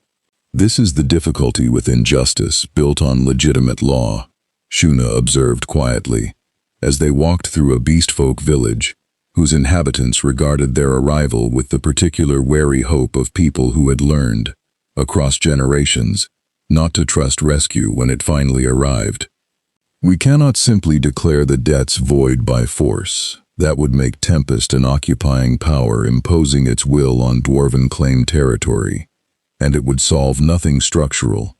The same law would simply be used to create new debts the moment we withdrew. Ranni listened, absorbed, and felt something settle into place. Not the simple, satisfying clarity of an enemy to strike down, but the considerably more difficult work of dismantling a system that had, unlike the Golden Order she'd once unmade, no single god or throne at its center to remove. Then we do not solve it with force, Ranni said slowly. We solve it the way you solved Tempest's own founding, through negotiation, precedent, and the patient work of making the unjust arrangement more costly to maintain than to abandon. She turned to Shuna with genuine, growing respect. You have done this before, have you not? Built legitimacy for Tempest's monsters out of exactly this kind of entrenched hostility. We have, Shuna said, with a faint, tired smile. It took 2 years, and it is nowhere near finished even now. I will not pretend this will be simpler. It was not simpler. The weeks that followed unfolded not as a single decisive confrontation, but as the patient, unglamorous work Ranni had, in truth, more experience with than she'd initially credited herself. Careful negotiation with the Merchant Lenders Guild, backed by the unmistakable, unspoken weight of exactly what refusing to negotiate might eventually cost them. Direct, public restitution paid from resources Ranni herself provided, rather than resources traceable to Clayman's involvement. And, crucially, the establishment of new trade terms, drafted with Shuna's careful diplomatic guidance, that closed the specific legal mechanism the debt bondage had exploited. It was not total victory. Some of the merchant lenders simply relocated their practices to territory further from Tempest's reach, and Ranni understood, with the particular clear-eyed realism that had always tempered her idealism, that this single intervention would not end debt bondage as a practice across the wider world. But the specific tribes within reach were freed, genuinely and durably, and word of it spread, through dwarven trade routes, through beastfolk oral tradition, through the careful, watchful channels of every power in the region, still taking Ranni's measure.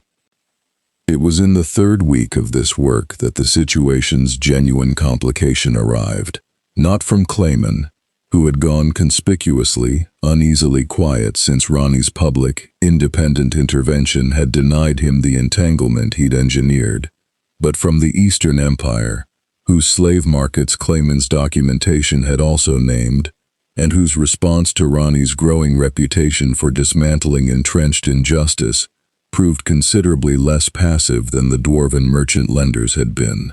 The Eastern Empire's response arrived in the form of a formal diplomatic delegation, not hero-class assassins, not quiet manipulation, but an open, carefully worded warning, delivered directly to Rimuru's court by an imperial envoy whose bearing carried the particular cold confidence of a nation that had, in its long history, rarely found itself genuinely threatened by anything short of a god.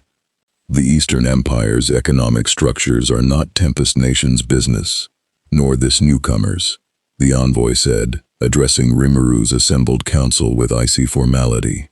We are aware of the intervention in the beastfolk territories, and we consider it, generously, a matter that fell within Tempest's own sphere of reasonable influence. Should this Ranni consider extending similar intervention into imperial territory, the Eastern Empire would regard it as an act of war against a sovereign nation, not against a stateless network of merchant lenders, but against the empire itself, backed by the full weight of our magic-born legions. Ranni, present for the exchange, absorbed the warning with the particular careful weight it deserved, because unlike the Church's doctrinal hostility or Clayman's patient manipulation, The Eastern Empire represented, by every account Shuna and Rimuru had given her, a genuinely formidable military power, one whose legions had, in living memory, come close to overwhelming even the demon lords of the Octagram acting in concert. "I understand the warning," Ranni said, addressing the envoy directly. "I would ask, in return, that you understand mine. I did not travel across the ending of one age merely to ignore injustice, because addressing it proves diplomatically inconvenient. I have no present intention of marching into imperial territory uninvited.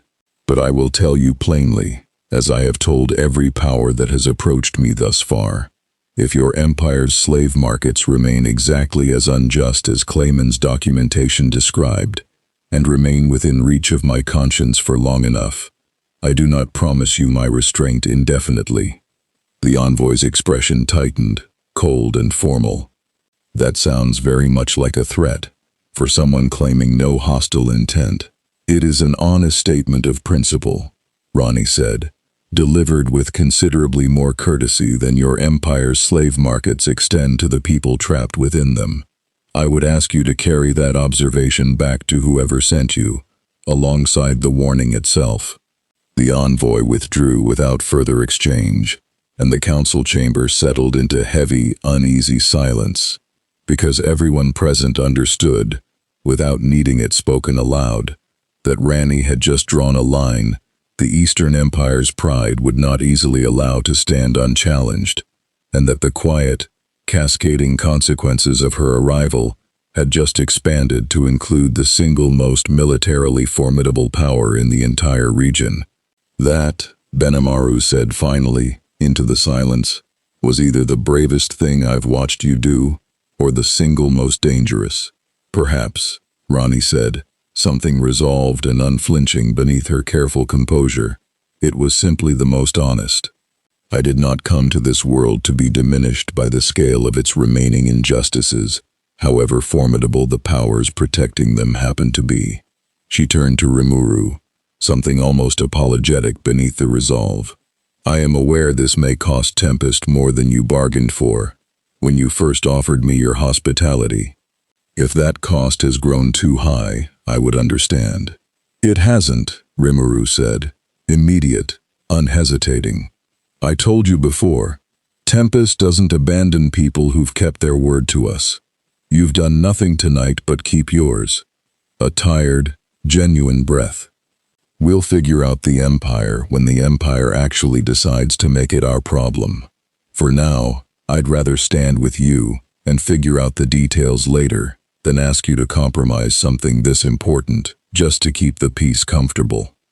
Far to the east, in an imperial court whose ambitions ran considerably deeper and darker than mere slave market economics, the envoy's report of Ranni's warning would land on desks belonging to men whose interest in this newcomer had, until tonight, remained a matter of idle curiosity, and would begin, in the days that followed, to sharpen into something considerably more calculating, as word of an unclassifiable power, capable of humbling hero-class assassins, reached ears that had, for reasons entirely their own, been quietly searching for exactly such a power, for considerably longer than anyone in Tempest yet realized.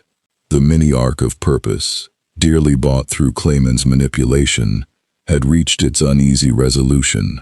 But the true climax, the confrontation the entire story had been building toward since the night a rift first opened in a quiet grove, had only now, finally, begun to take shape. The Eastern Empire's interest, as Sue's network confirmed over the following days, ran considerably deeper than mere offended sovereignty over slave market economics, and its true shape, when it finally surfaced, revealed itself to be something Ranni had not anticipated, and Rimuru's council had not fully prepared for. The report came from an unexpected source, the same Cardinal Louis Gould whose careful, quiet warnings had once given Tempest days of critical preparation before the church's strike team arrived. His courier arrived at Tempest's gate under cover of night, carrying a message far more urgent than diplomatic courtesy alone would explain.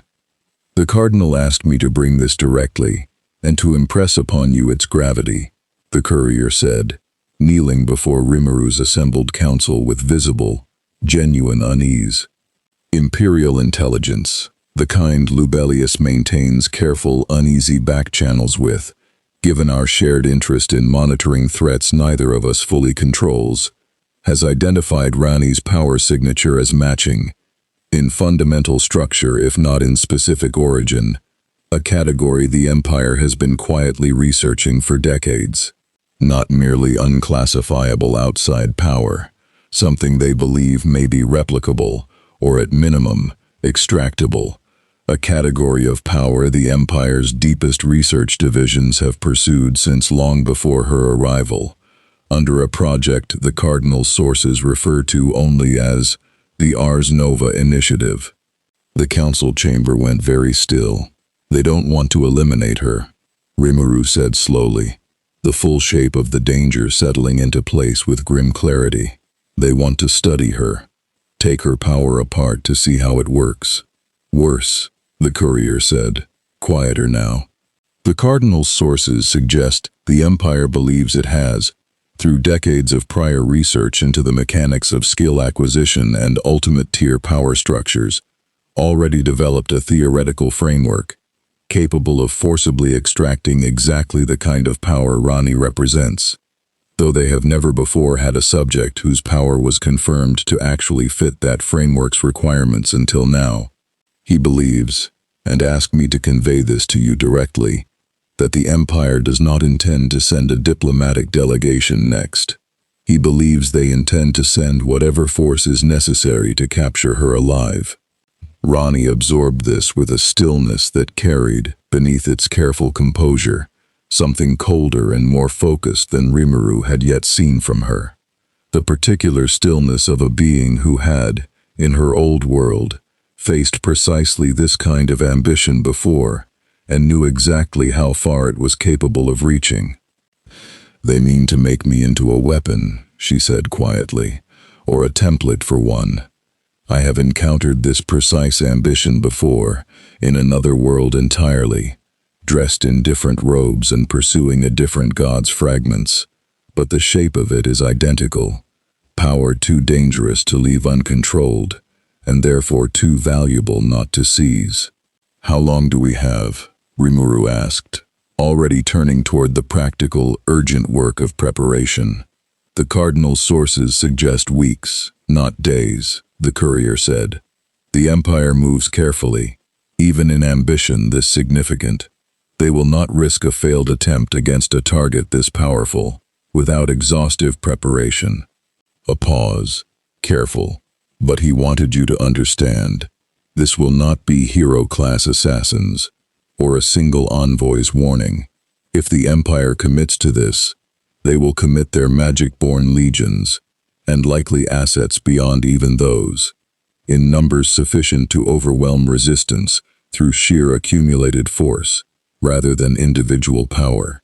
After the courier withdrew, the council sat in heavy, considering silence, because everyone present understood, without needing it spoken aloud, that this represented a fundamentally different order of threat than anything Ranni's arrival had yet drawn from the world's existing powers. Not doctrine, not patient political manipulation.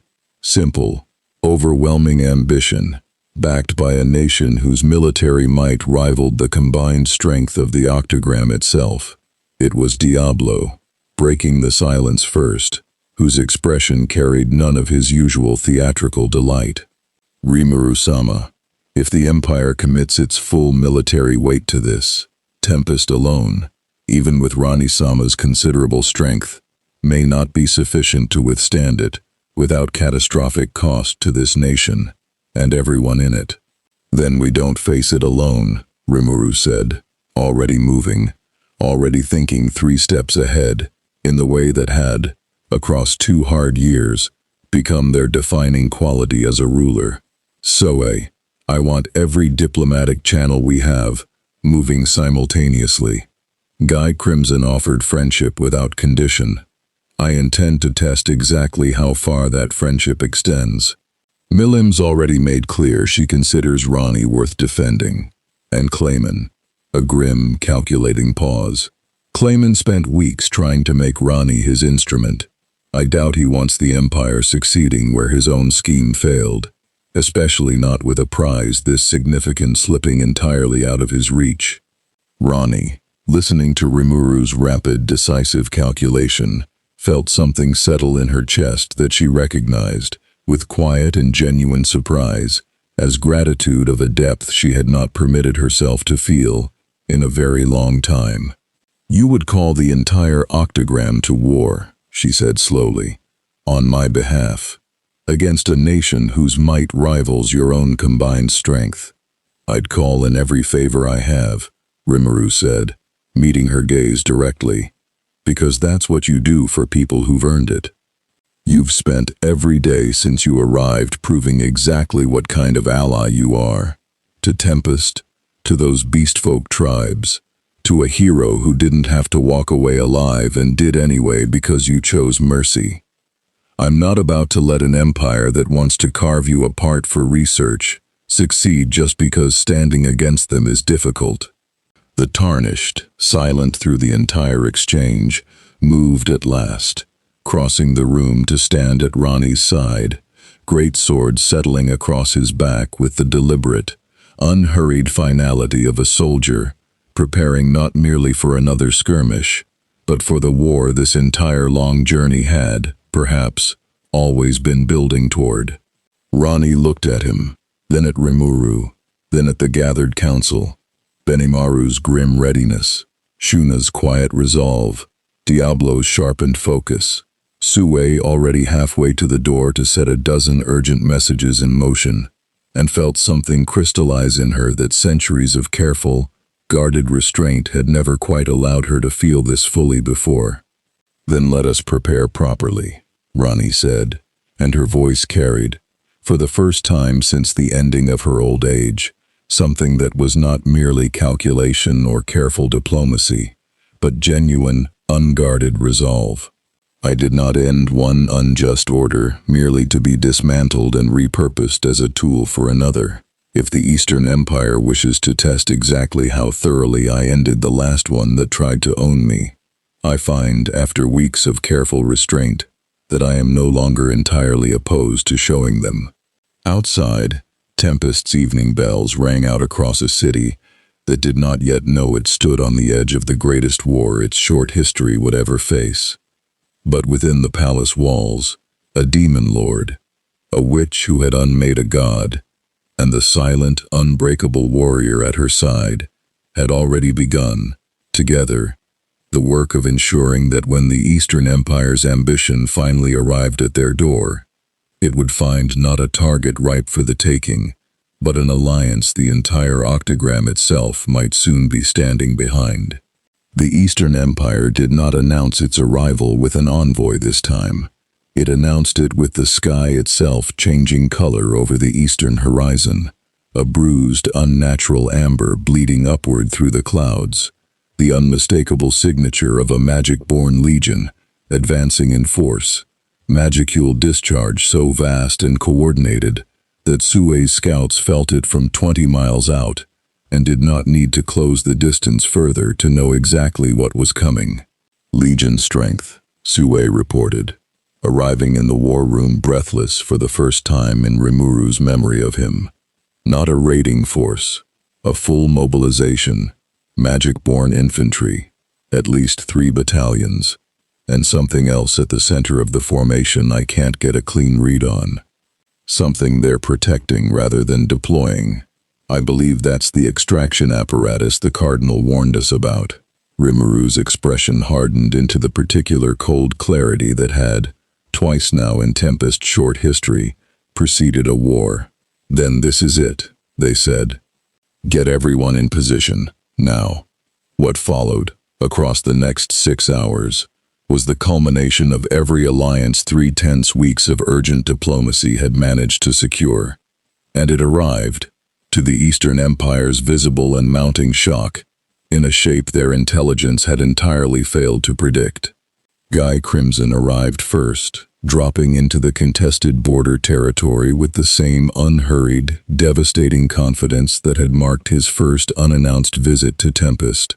A thin smile on his ancient features as he surveyed the advancing Imperial Legion.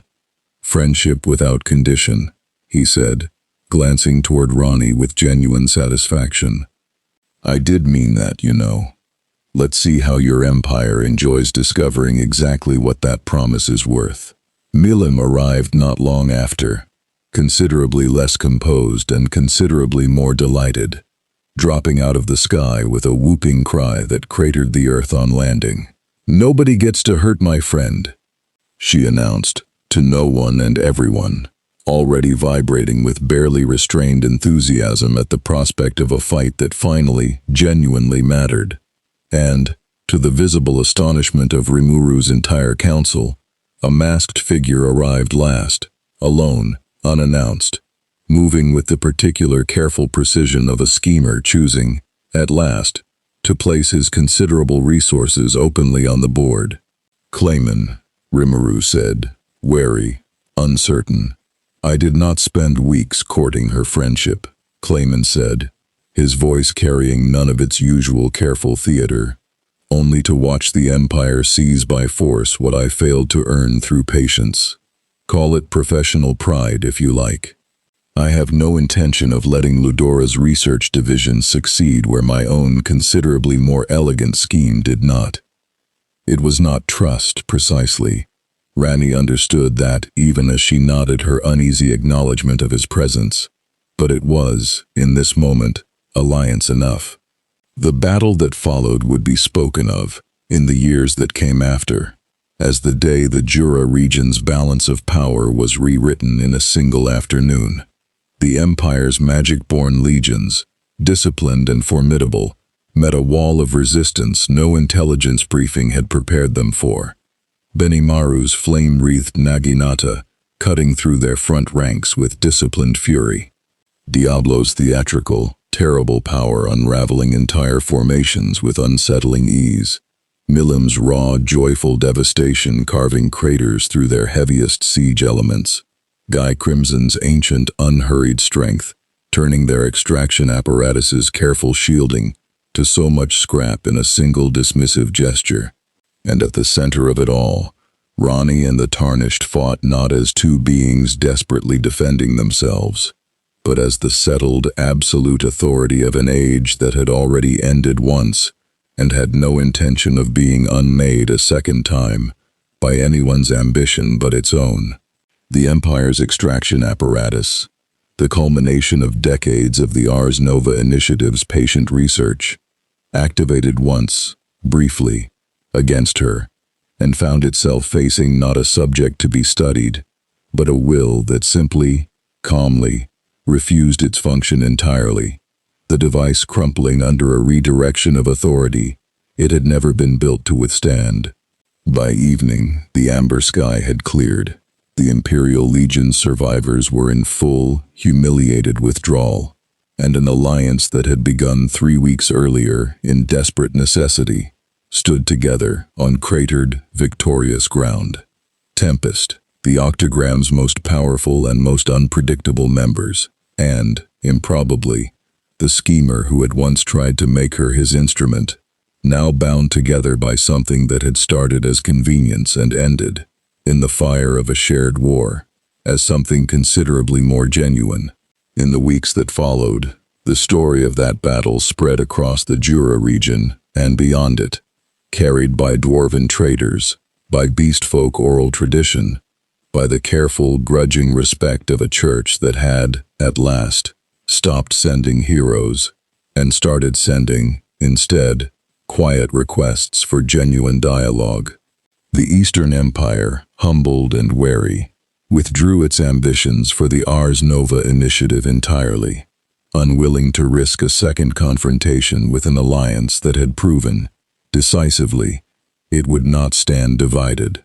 Ranni remained in Tempest, not as a guest anymore, but as something the nation's growing legend had already begun to call her without any formal ceremony required. A friend of the forest, a protector chosen rather than conquered, standing where she had first arrived on the night an age ended, and another quietly, unexpectedly began.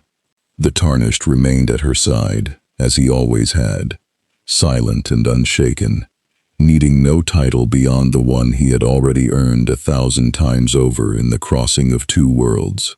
She had come to this world, uncertain what her strength was for, now that the singular purpose of her old existence had finally been fulfilled. She had found the answer not in conquest, nor in solitude, nor in the cold, quiet distance she had once believed was the only safe way to rule, but in a small nation built on hospitality, a chaotic and joyful friend who asked nothing but honesty, a schemer turned uneasy ally, and a world that had tested her again and again and found her worthy not of fear but of trust. The sky over the Jura Great Forest was quiet again, moonlight settling soft and pale over rooftops that had, in a matter of weeks, become something worth defending with everything she had. Somewhere in that quiet, an age that had ended once began, gently and without fanfare, to become something new. Not a throne reclaimed, not a war refought, but simply a home, chosen freely, in a world that had never once asked her to be anything other than exactly what she was.